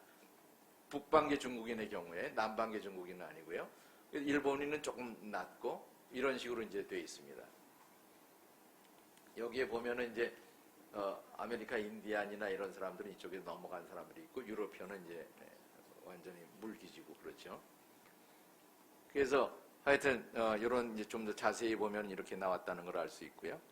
그 다음에 모발도 보면 아시아 사람들은 굉장히 굵고 이제 아주 굵고 이 동그랗습니다 이렇게. 근데 코케이션은 오보이드 하면서 좀 얇아요. 그러니까 굉장히 웨이브가 이렇게 지면서 굉장히 어떻게 보면 좀 한국 사람들 머리는 어떻게 보면 뭐 총체같이 아주 그냥 저간고 이 사람들은 굉장히 좀 그 웨이브가 있고 이제 이런 거죠. 이것도 무슨 얘기냐면 그 EDAI라고 하는 쥐인의 변이가 생겨서 오는 겁니다. 그러니까 서양 사람들은 그 변이가 없고 우리가 이제 변이가 생겨가지고 이 아주 이런 동그란 식으로 가게 된 거죠. 이런 예가 있고요. 그 다음에 이제 아까 유당 분해 요소 이제 이거는 원래가 모든 동물이 유년기를 지나면 뭐 이 우유를 먹지 않는 거죠. 우유는 어린 그 이제 유년 아주 그때만 먹는 건데 베이비 때만 먹는 건데 그때만 유당 분해 효소를 만들어내서 그것만 해결하게 돼 있어요. 근데 사람들은 여기서 시도 때도 없이 우유를 먹는 거예요. 그러니까 이게 이제 적응이 좀 된 사람이 있고 적응이 안 된 사람은 끝까지 이제 설사를 하거나 뭐 이런 식이 이제 되는 거죠.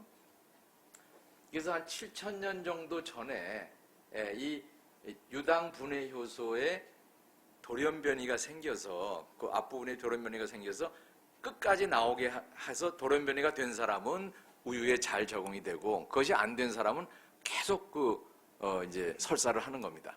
근데 이 서양 사람들이 훨씬 그 유제품을 많이 먹기 때문에 그 사람들은 일찍 그게 이제 좀 더 많고 한국 사람들은 이게 적습니다. 그다음에 또 한 가지는 아밀라제라고 하는 침샘에서 나오는 전분 분해 효소죠. 그러니까 밥을 갖다가 어떤 사람은 굉장히 빨리 먹는 사람이 있어요. 근데 뭐 한국 사람들 군대 가면 되게 밥 빨리 먹는 연습부터 하고 그러는데 밥을 굉장히 늦게 먹는 사람은 사실 어떤 차이가 있냐면 이러한 그 전분 분해 효소의 유전자의 수가 다르다는 걸 그러니까 알게 됐어요. 그래서 이 연구는 뭐냐면 아직도 시베리아 이런 데에 있는 사람들은 그 수렵 채취 뭐 이제 물고기 잡아먹고 뭐 이런 식으로 밀 이런 걸 많이 안 먹는 사람들이 있고 여기 아프리카에도 그런 사람이 있어요. 그러니까 이런 사람들은 대개 수렵 채취민이고 여기에 이제 이 보라색으로 된 사람들은 일본 뭐 이런 농경에 이제 쌀 이런 걸 많이 먹는 사람인데 나중에 보니까 이 수렵 채취민은 뭐 침팬지나 이런 사람하고 비슷해요. 침팬지하고 다 똑같아서 아밀라제의 수가 이제 적은데 이 농경민의 경우에는 일본 사람이 어떤 경우에는 유전자가 그 수가 14개나 있는 사람이 있다는 거죠. 그러니까 함부로 이렇게 남이 밥을 빨리 먹는다고 같이 빨리 먹을 게 아니라는 거예요. 두 사람이 서로 다른 겁니다. 그래서 이런 식의 얘도 이제 알려지게 됐고, 그리고 이제 고혈압 같은 경우에는 이제 소금이 옛날부터 이제 소금이 굉장히 중요했어요. 그래서 소금을 이제 먹으면 굉장히 소금이 이제 줄줄 새는 사람, 그러니까 소금 먹고서 보통대로 하면 소금이 만약에 없어졌을 때 아주 크게 문제가 돼서 아주 살기가 힘들어지는데 이제 그걸 몇 번 경험하니까 어떤 사람들은 소금을 아끼게 돼서 신장에서 재흡수를 하는 걸 성공한 사람들이 유전자의 변이를 가지고 성공한 사람들이 있어요.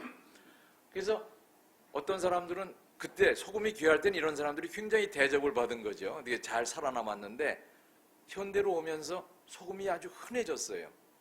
그러니까 이번엔 역진화에 걸려서 옛날에 성공했던 사람들이 다 문제가 되는 겁니다. 소금이 들어가면 나오지를 않는 거예요.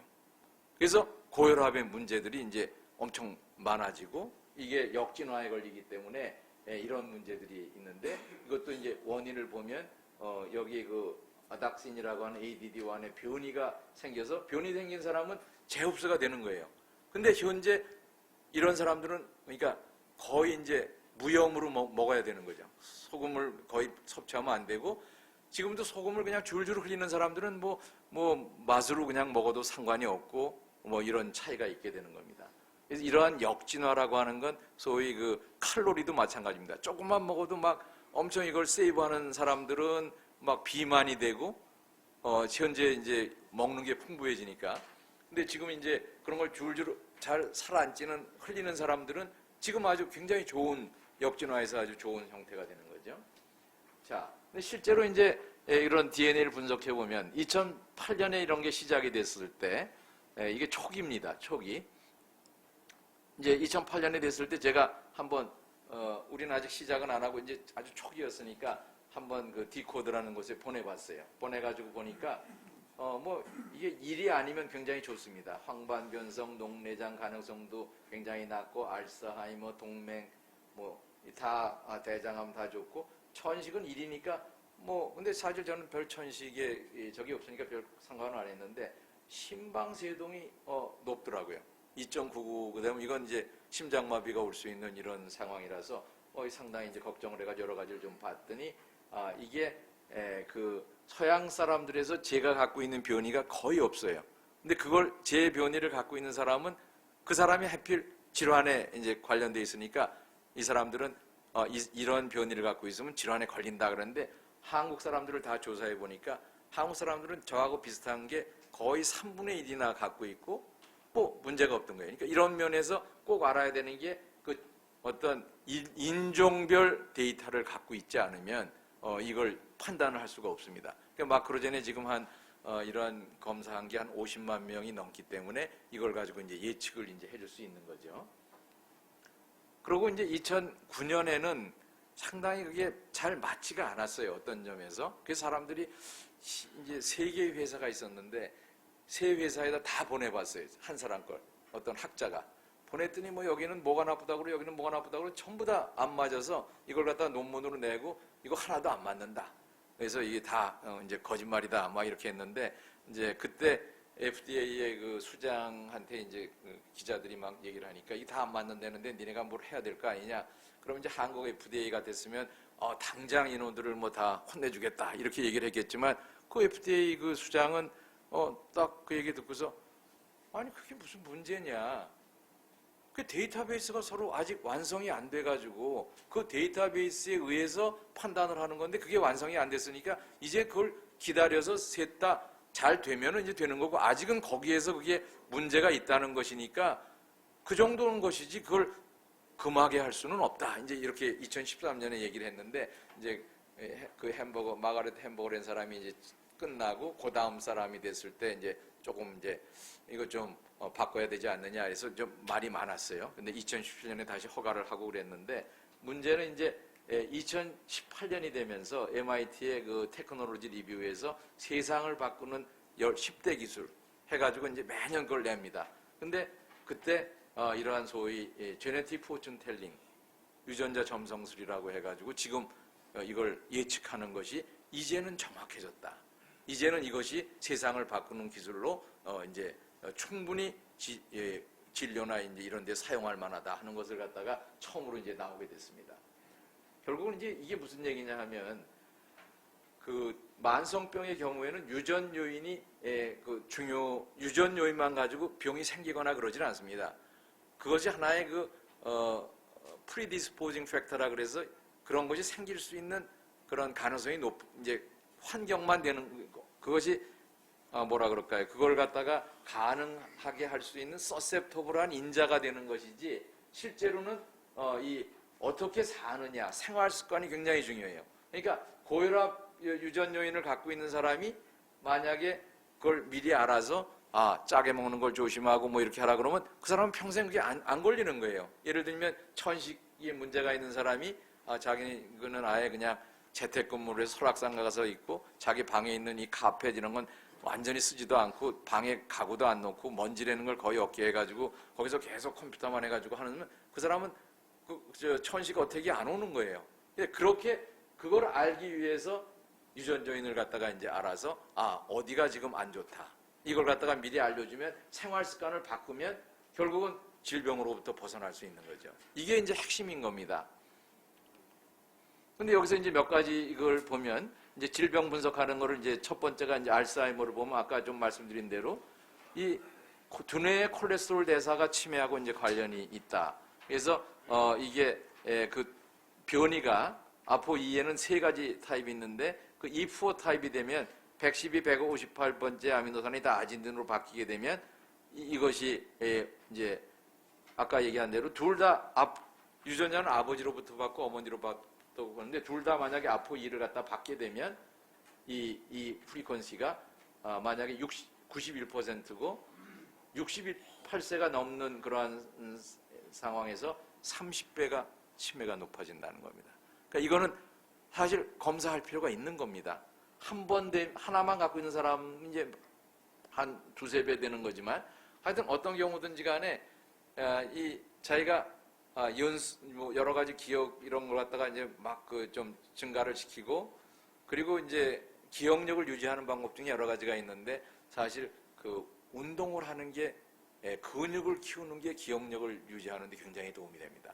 그게 좀 뇌하고 기억 이제 운동하고 무슨 상관이 있느냐 이렇게 생각할 수 있는데 그렇게 아주 격렬한 운동이 아닌 경우에 운동을 좀 하면 짐이나 보통 이런 아파트나 이런 데서 조금 하면 운동할 때는 피가 뇌로 못 가다가 운동을 딱 멈추고 나면 30분에서 1시간쯤 지나면 엄청나게 많은 혈류가 브레인으로 가면서 브레인이 확 불이 켜지는 거죠. 그때 기억이 굉장히 잘 되면서 하니까 사실 운동을 계속 하시는 게 굉장히 중요해요.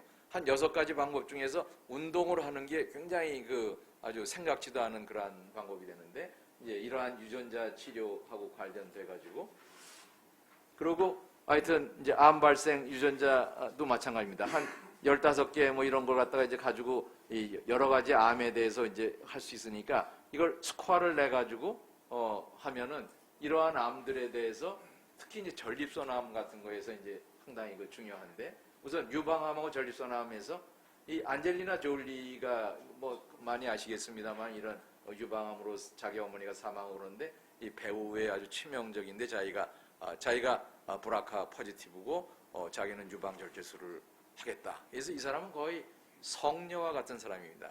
이런 그 사람들을 엄청나게 많은 생명을 구한 거죠. 자기가 이제 이런 걸 갖다가 오픈을 하면서 그래서 그걸 안젤리나 이펙트라고 하는데 전립선암도 마찬가지입니다. 이 한국에 지금 전립선암이 굉장히 많이 생기고 있는데 이런 테스트를 해가지고 스코어를 해보면 이런 것들에 다 변이가 한꺼번에 있어 점수가 얼마 된 사람은 전립선암이 굉장히 높다 하면 거의 틀림없이 높습니다. 몇십 배가 높아지기 때문에 이런 검사를 할 필요가 있는 것이고요. 그리고 이제 대사형 이런 것도 이제 우리가 좀 알 필요가 있습니다. 시간이 없으니까 지금 거의 시간이 됐으니까 이건 그냥 넘어가도록 하겠습니다. 그래서 우리가 젠톡 유전자 검사를 해가지고서 이거 이제 신문에 좀 나오고 그러는데 이제 뭐 이런 걸 갖다 했고요. 그래서 이제 100가지를 갖다 이제 하고 일본이나 뭐 이런 데에서 이제 400가지로 해서 암 뭐 이런 걸 하고 있습니다. 조상 찾기 뭐 이래서 사실은 대개 호모사피엔스로부터 사람들이 많이 왔다고 생각하는데 동양인들은 네안데르탈인의 거를 3% 정도를 갖고 있어요. 상당히 아직 이제 그러니까 이것도 해보면 재밌어요. 자기가 이런 거 이제 네안데르탈인 쪽에 어떤 걸 갖고 있는지.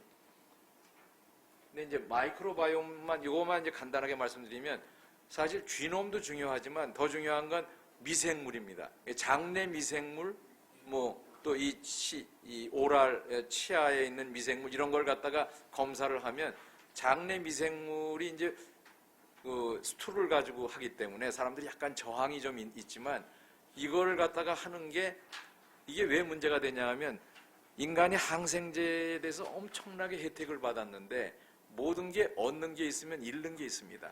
항생제가 들어가면 장이 아주 뭐 좀 속된 표현으로 작살이 나는 겁니다. 그러니까 결국 그렇게 되는 것을 갖다가 우리가 잘 모르는 채로 있다가 이제는 이제 그게 우울증하고도 관련이 있고 장은 제2의 뇌라고 그래요.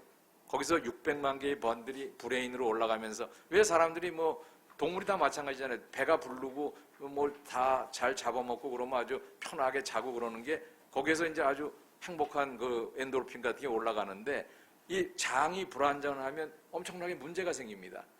불안하고 뭐 이런 식이 되는데 그러한 그 마이크로바이옴을 검사하는 게 이제는 아까 얘기하는 그 시퀀싱 기술이 이걸 다 하게 해줬다 이런 얘기죠. 그래서 이제 이거는 사실 이제 그 꼭 겉뿐 아니라 장, 오랄, 구강, 그다음에 스킨, 코스메틱과 관련이 있죠. 그다음에 여성용 마이크로바이옴 이것도 이제 엄청나게 중요합니다. 이게 미래에는 아마 거의 아주 엄청난 시장이 이제 될 거라고 생각하고 이제 저희가 미국의 아주 굉장히 중요한 이 핵심 유바이옴이라고 하는 회사를 저희가 인수를 했습니다. 2019년도에 1위 기업이었는데 그래서 현재한 특허 뭐 이런 걸 갖다 이제 저희가 다 좀 세계적으로 보유를 하고 있고요. 간단하게 저희 그 본사가 이제 강남 테런로에 있고 현재 세종하고 송도에 이제 각각의 그 지놈 센터를 짓고 있고 그 병원은 지넬스에 이제 검진 센터를 지금 하고 있습니다. 외국을 보면은 일본의 동경하고 교토에 지놈 센터가 있고 싱가포르에 있고 유럽 쪽에 한 7개가 있습니다. 이게 스위스까지 더 드러나서 파리, 마드리드, 뭐 밀라노, 뭐 루뱅, 그다음에 바르샤바, 그다음에 바젤, 뭐 암스테르담에 있고 미국에는 보스턴, 뉴욕, 그리고 소마젠 이렇게 있습니다. 저희가 매출은 작년에 한 1,400억 정도 했고 영업이익 냈고 한 13년간 영업이익 했는데 올해는 이제 아마 젠톡을 해가지고 좀 어려운 일이 좀 있을 것 같고 약간은 이제 적자로 될 수도 있을 것 같습니다. 그래서 이건 뭐 저희 그 세계적인 저거고 시간이 조금 지나서 이것으로 마치도록 하겠습니다. 감사합니다. 질문. 혹시 질문 있으시면 좀 받도록 하겠습니다. 네.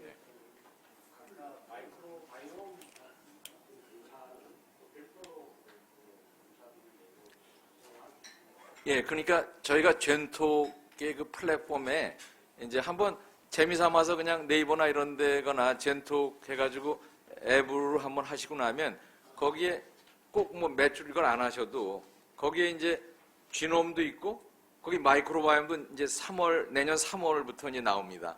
그러니까 거기에 들어가서 신청하고 이렇게 하면은, 근데 지놈은 한 번 하는 거지만 마이크로바이옴은 1년에 한 4번 정도를 하게 됩니다.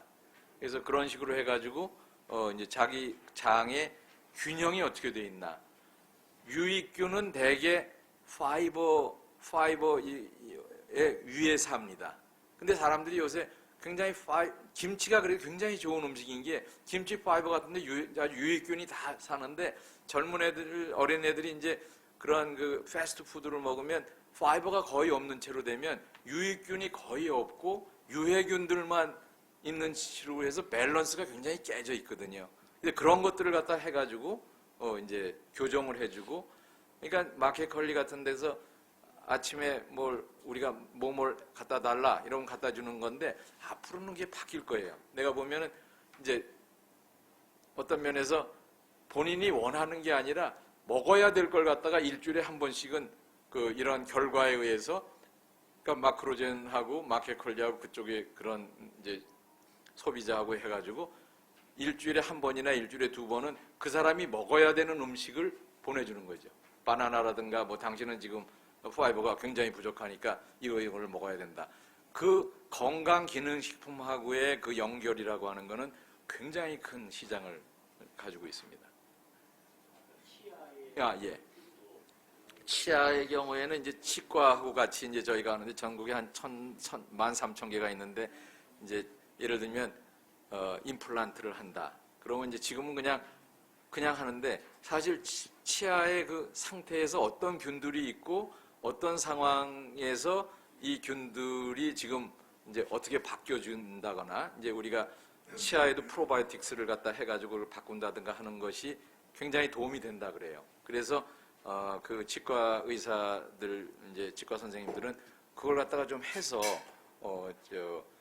임플란트가 굉장히 비싸고 그러는데 그 실패율을 떨어뜨리고 이제 실제 사람들한테도 뭔가 좀 치과의 고민은 약간 좀 여기 뭐 치과 선생님들 계실지도 모르겠습니다만은 그런 어떤 뭔가를 해주는 게 굉장히 필요하다는 그런 인식이 있더라고요. 그래서 오랄 마이크로바이옴을 좀 잘해서 해주면 환자들이 굉장히 좋아할 거다. 지금은 모든 건 다 돼 있는데요.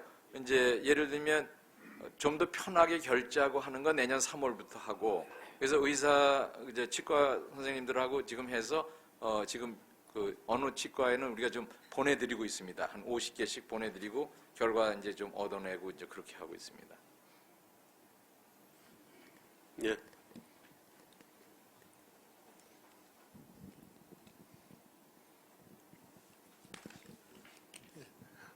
연사님, 정말 해봐신 말씀 잘 들었습니다. 감사합니다. 조금 전에 우리 박 회장도 말씀하셨는데, 이런 내 몸 설계도, 이 유전자 분석 이런 걸, 정기 건강검진 항목에 네. 이렇게 포함시킬 수 있는 방법을 좀 강구해 주시면 어떨지 그런 생각이 들고요. 또 하나는,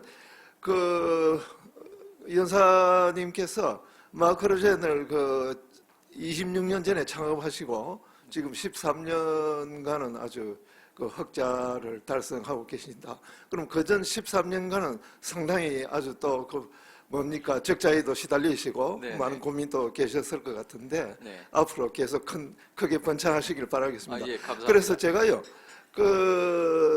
연사님께서 지금 요사인 의학을 공부하시는 분들이 작업을 많이 하는 걸로 알고 있는데 네. 연사님의 경우에는 거의 선구자적인 역할을 하신 게 아닌가 그런 생각이 듭니다.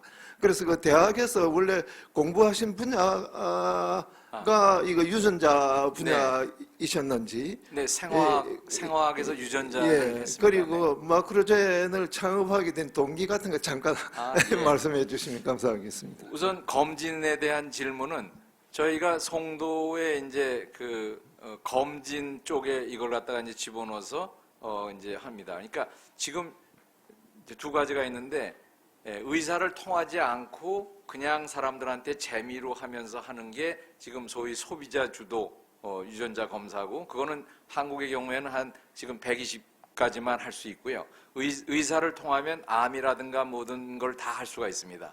그래서 지금 검진을 이제 그 쥔헬스라고 하는 검진센터를 만들어서 지금 그쪽에서 하고 있고, 그쪽에 이제 젠톡 뭐 프로 이런 식으로 해가지고 의사들하고 해서 그걸 지금 만들어가고 있는데, 그건 정부하고 약간 저게 있어야 됩니다. 정부하고 그걸 지금 맞추고 있어서 내년도부터는 좀 더 활성화되게 이제 할 생각으로 있고요. 저는 이제 조금 한 마디만 드리면, 이제 제가 예과 때 광장이라는 최인호의 소설을 봤습니다. 그 광장이라는 소설이 굉장히 아주 대단히 베스트셀러였는데, 그 첫 페이지에 보면 뭐라고 나오냐 하면 아주 굉장히 인상적인 게 나와요. 뭐냐 하면 세상에는 많은 풍문이 있다. 인생을 풍문 듣듯이 사는 것은 슬픈 일이다. 풍문을 확인하기 위해서 길을 떠난다. 우리는 그곳에서 운명을 만난다. 그것을 광장이라고 한다. 뭐 이런 얘기가 나오는데, 이제 세상의 많은 풍문 중에서 그 광장 시대에는 이데올로기가 공산주의가 세상을 구할 것이다. 그런 풍문이 사실 있었다는 거지. 그게 이제 그 시작인 거죠. 근데 이제 그걸 갖다 이제 회의를 갖고 이제 이명준이라는 그 주인공이 이제 나중에 결국은 이제 자살하고 이제 뭐 전쟁이 일어나고 뭐 이런 얘기인데, 저는 이제 70년에 대학을 들어갔으니까 이제 그때는 그런 거보다는 이제 제가 봤을 때 DNA가 세상을 구할 것이다. 그런 풍문이 사실 있었다. 그렇게 생각을 한 거죠.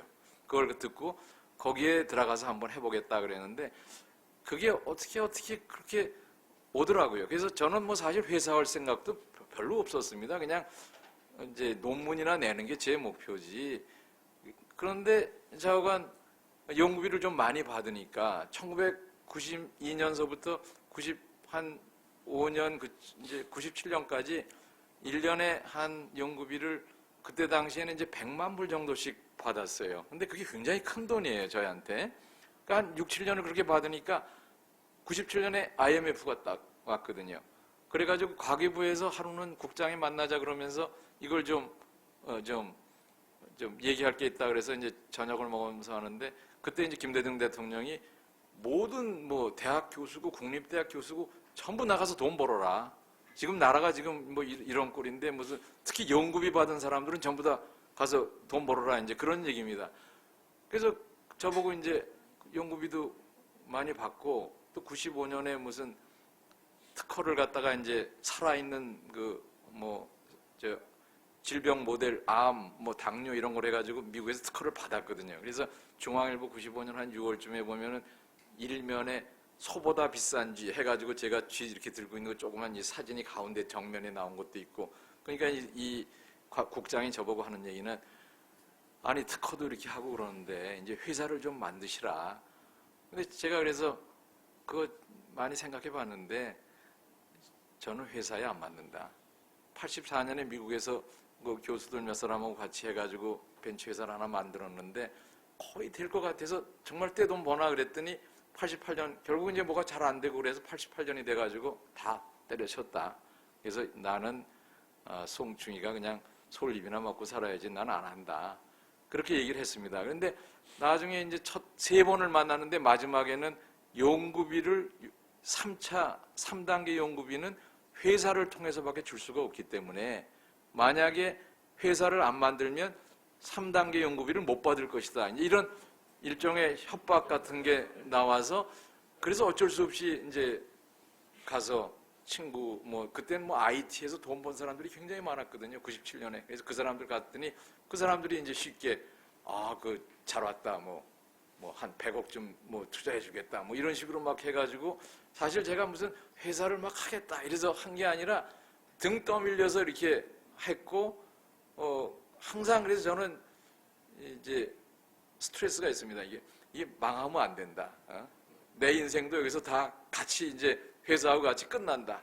이런 것 때문에 그 스트레스가 상당히 있었고, 이제 지금은 이제 그런 단계 조금 지났지만, 하여튼 어떻게 보면 여기는 이제 굉장히 아주 잘 회사를 운영하시고 경험이 계신 분들이 많을 텐데 저는 항상 스트레스 속에서 합니다. 이게 언제 망하나? 이제 계속 사람들 못 사게 굴고 이렇게 하면 망한다. 이제 뭐 이런 식으로 해서 일을 하죠. 뭐 답이 됐는지 모르겠습니다. 네.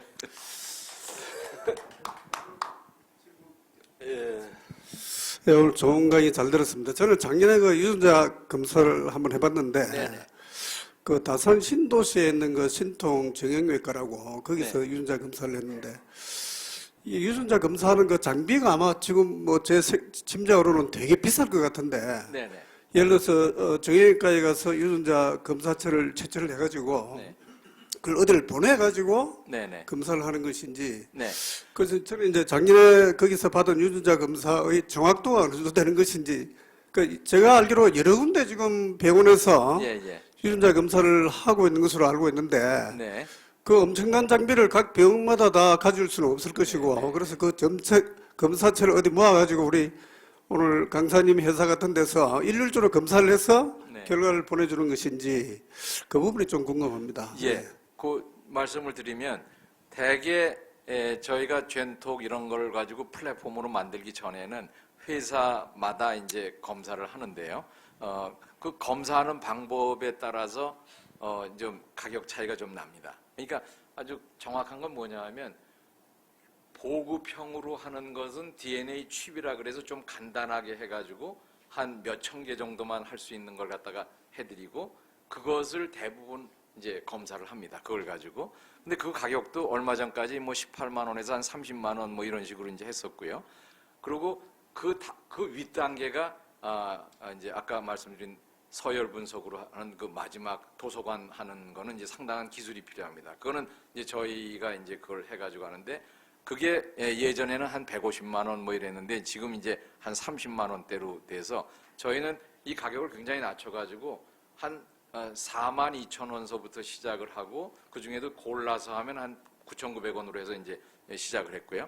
근데 이제 여러 군데에서 이제 그 칩 같은 걸 이제 합니다. 문제는 데이터를 만들어내는 건 그냥 어렵지 않게 만들어내는데 DB가 있어야 이걸 갖다 서로 이제 검토를 할 수 있는데 그런 면에서 이제 굉장히 좀 취약한 거죠. 그럼 예를 들어서 이제 검진에서도 거의 모든 검진센터에 가면 물어볼 겁니다. 유전자 검사 하실래요? 그러면 이제 하겠다 그러면 나중에 이제 가서 검사 결과 하면 유전자 검사 정상이고요. MRI 정상이고요. 다 정상입니다. 이런 식으로 얘기하는 거죠. 근데 이제 GNLS에서는 어떤 식으로 하냐면 유전자 검사를 먼저 하게 합니다. 먼저 하게 한 다음에 이제 아포이나 이런 걸 다 하면 나오면 이 아포이가 지금 이제 하나가 포지티브로 나왔으니까 치매 가능성이 이제 다른 사람보다 높다. 그러면 선생님은 이제 그 어디를 가든 어디 검진센터에 가면 그 뇌 MRI 결과를 항상 이걸 하자고 얘기를 하십시오. 매년. 근데 이제 뇌 MRI를 하고 이제 우리 GNLS에서 하고 나오면 결과는 마찬가지예요. 예. 뇌 MRI가 정상입니다. 근데 아직은 정상입니다. 이렇게 얘기를 하는 거죠. 그러니까 뇌 MRI를 계속 집중해서 이제 보게 되는 거죠. 근데 다른 쪽은 이걸 같은 평면에 놓고 하는 거고 우리는 그 밑에 유전자 검사를 깔고 거기 사람이 취약한 게 뭐가 있는가를 보고 그걸 집중해서 하라는 겁니다. 예를 들면 사이로이드 캔서가 굉장히 높게 나오면 그 꼭 이 초음파를 할 때 사이로이드 목까지 높여서 초음파를 하라고 해달라고 얘기를 하십시오. 그렇게 하면 그 데이터가 나오는 거죠. 근데 보통 그걸 안 하고 있다가 나중에 사이로이드 캔서입니다. 이런 식으로 이제 나오면 그건 이제 굉장히 늦은 거죠. 그래서 똑같은 걸 하더라도 그런 식으로 하게끔 유전자 검사를 밑에 깔고서 하시라. 이렇게 이제 검진센터에 우리하고 연결된 데는 그런 식으로 하고 그 다음에 그걸 설명하는 것도 우리가 이제 그 상담하는 거가 또 중요합니다. 그런 식으로 이제 하고 있습니다. 그래서 질문은 여러 군데에서 하지만 지금 마지막 거를 사실은 하셔야 되는 것이고 이제 이 MZ 세대나 이런 사람들은 그런 거보다는 자기 자신 나의 트레이드 마크는 뭐냐 이러면서 애들끼리 서로 재미로 하는 그런 경우가 많습니다. 근데 여기 계신 분들은 좀 더 그 윗단계의 걸 갖다가 하시면서 거기서 뭔가 정보들을 가지고서 이제 의사들하고 얘기를 하는 게 그게 좋을 거라고 생각을 합니다.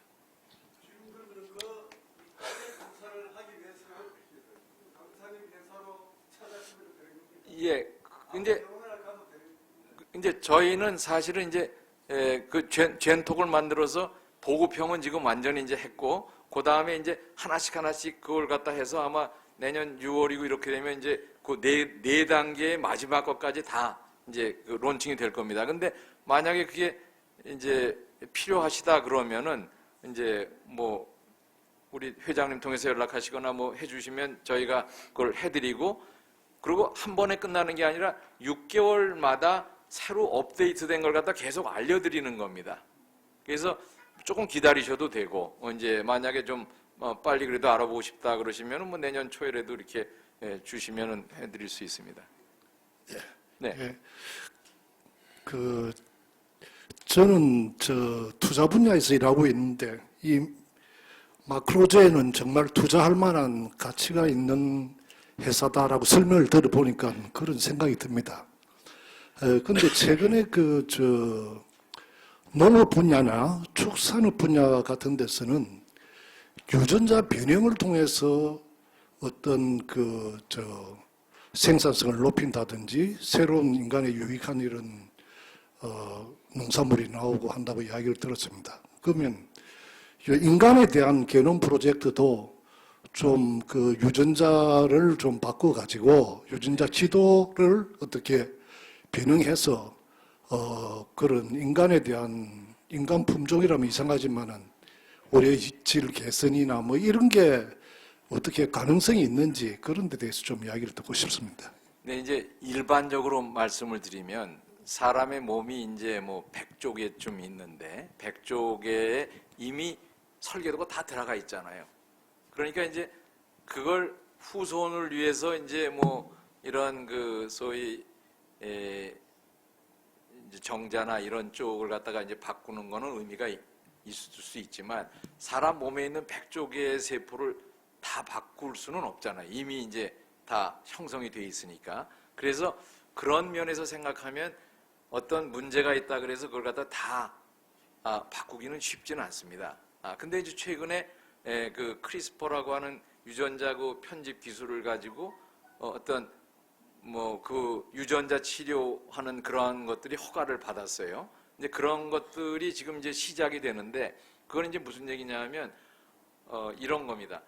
사실 어떠한 유전자에서 어떤 이제 단백질이 나와야 되는데 그 단백질의 양이 보통 정상이 100 정도가 이제 된다고 하면 굉장히 이제 좋은 거지만 질병이 일어나는 거는 10 이하가 되면 질병이 일어나는 겁니다. 그러니까 이제 어떻게든지 간에 그걸 갖다 10 이상만 올려주면 그러면 유전자 치료를 이제 기능은 하게 되는 거죠. 그러면 적어도 질병은 안 생기는 겁니다. 그러니까 보통 사람만큼은 아니지만 계속해서 만들어지게끔 하는 거죠. 그러니까 제가 말씀드리는 건 뭐냐 하면 전반적으로 모든 것을 다 치료하거나 뭐 이제 하기에는 쉽지는 않다. 그게 일반적인 거고, 그러나 어떤 특정한 경우에 우리가 그 어떤 단백질을 갖다 좀 더 높여주고 해서 기능을 높여주는 경우에는 그거는 이제 가능하다는 겁니다. 그것이 지금 시작이 되고 있고요. 그러니까 이 기술은 계속해서 발전할 겁니다. 앞으로 그러니까 제가 말씀드리는 거는 이제 정보에 굉장히 예민하신 게 도움이 되는 겁니다. 지금 이 시대에는 자기가 어떤 정보를 갖고 있고 그다음에 이게 옛날에 없었느냐 하면 꼭 그런 건 아니에요. 대가족 일적에는 사람들이 다 우리 뭐 할아버지는 어떻게 돌아가셨고 증조 할아버지는 어떻게 돌아가셨고 이런 걸 생각하면 자기가 어떻게 될지를 어느 정도 알 수 있었는데 핵가족이 되면서 이제 그런 게 다 없어지고 이런 상황에서는 개인의 유전 정보를 가지고 판단하는 쪽으로 이제 가야 된다는 거죠. 그래서 하여튼 제가 말씀드리고 싶은 거는 이러한 소위 유전자 분석 기술이나 또 젠톡이나 이런 것들을 좀 굉장히 재미 삼아서 이렇게 들어가서 하고 할 수 있게 하면은 굉장히 본인한테 공부를 좀 해야 되는 거거든요. 사실 이제 익숙해져야 되는 겁니다. 이게 막 어떻게 된다 이런 거보다 그렇게 하면서 이제 조금씩 뭘 알아가야 되는데 사실 의사들도 미국에서 유전 이제 맞춤의학을 하는데 가장 장애가 뭐냐? 미국 의사들이 유전학을 모른다는 겁니다. 그건 미국 의사협회에서 나온 얘기예요. 그런 식으로 굉장히 이게 어려운데 이제 이 상담이나 이런 것도 하려면 엄청나게 사람이 많이 필요하고 이게 쉽지가 않습니다. 근데 이제 재밌는 게 요 다음번에 뭐 챗GPT 뭐 오신다고 아까 말씀하시는데 챗GPT가 그런 점에서 도움을 줍니다. 저희가 그걸 갖다 이제 챗봇을 만들어 가지고 사람들한테 다 드려서 질문을 하게 합니다. 그러니까 그럼 챗GPT가 답을 하고 그래서 이제 어떤 기능까지 이제 못하게 하냐면 거기다가 일반적인 걸 막 물어보면 답을 못하게 합니다. 그래서 어떤 거 뭐 나는 누구냐, 뭐 정치가 어떻게 되느냐, 뭐 이러면 딱 답이 어떻게 나오냐 하면 그것은 제가 할 말이 아닙니다. 뭐 이런 식으로 이제 해가지고 하는데 하여튼 중요한 것은 챗GPT의 그 컨설팅 기능이 굉장히 중요하게 되면서 이제 이 여러 가지 그 지식, 정보 이런 걸 갖다 도와주게끔 만들 겁니다. 그러니까 그게 이제 마이크로소프트도 그래서 저희하고 좀 이제 연결을 갖고서 지금 이제 하고 있는데, 하여튼 할 일은 굉장히 많고, 또 정부의 규제 뭐 이런 것도 다 설득을 해야 되니까 그렇게 하여튼 좀 쉽지는 않습니다. 네. 더 없으십니까? 예, 오늘 질문이 상당히 많이 나왔습니다. 예, 그럼 그 소유진 연사님께 다시 한번 박수 부탁드리겠습니다.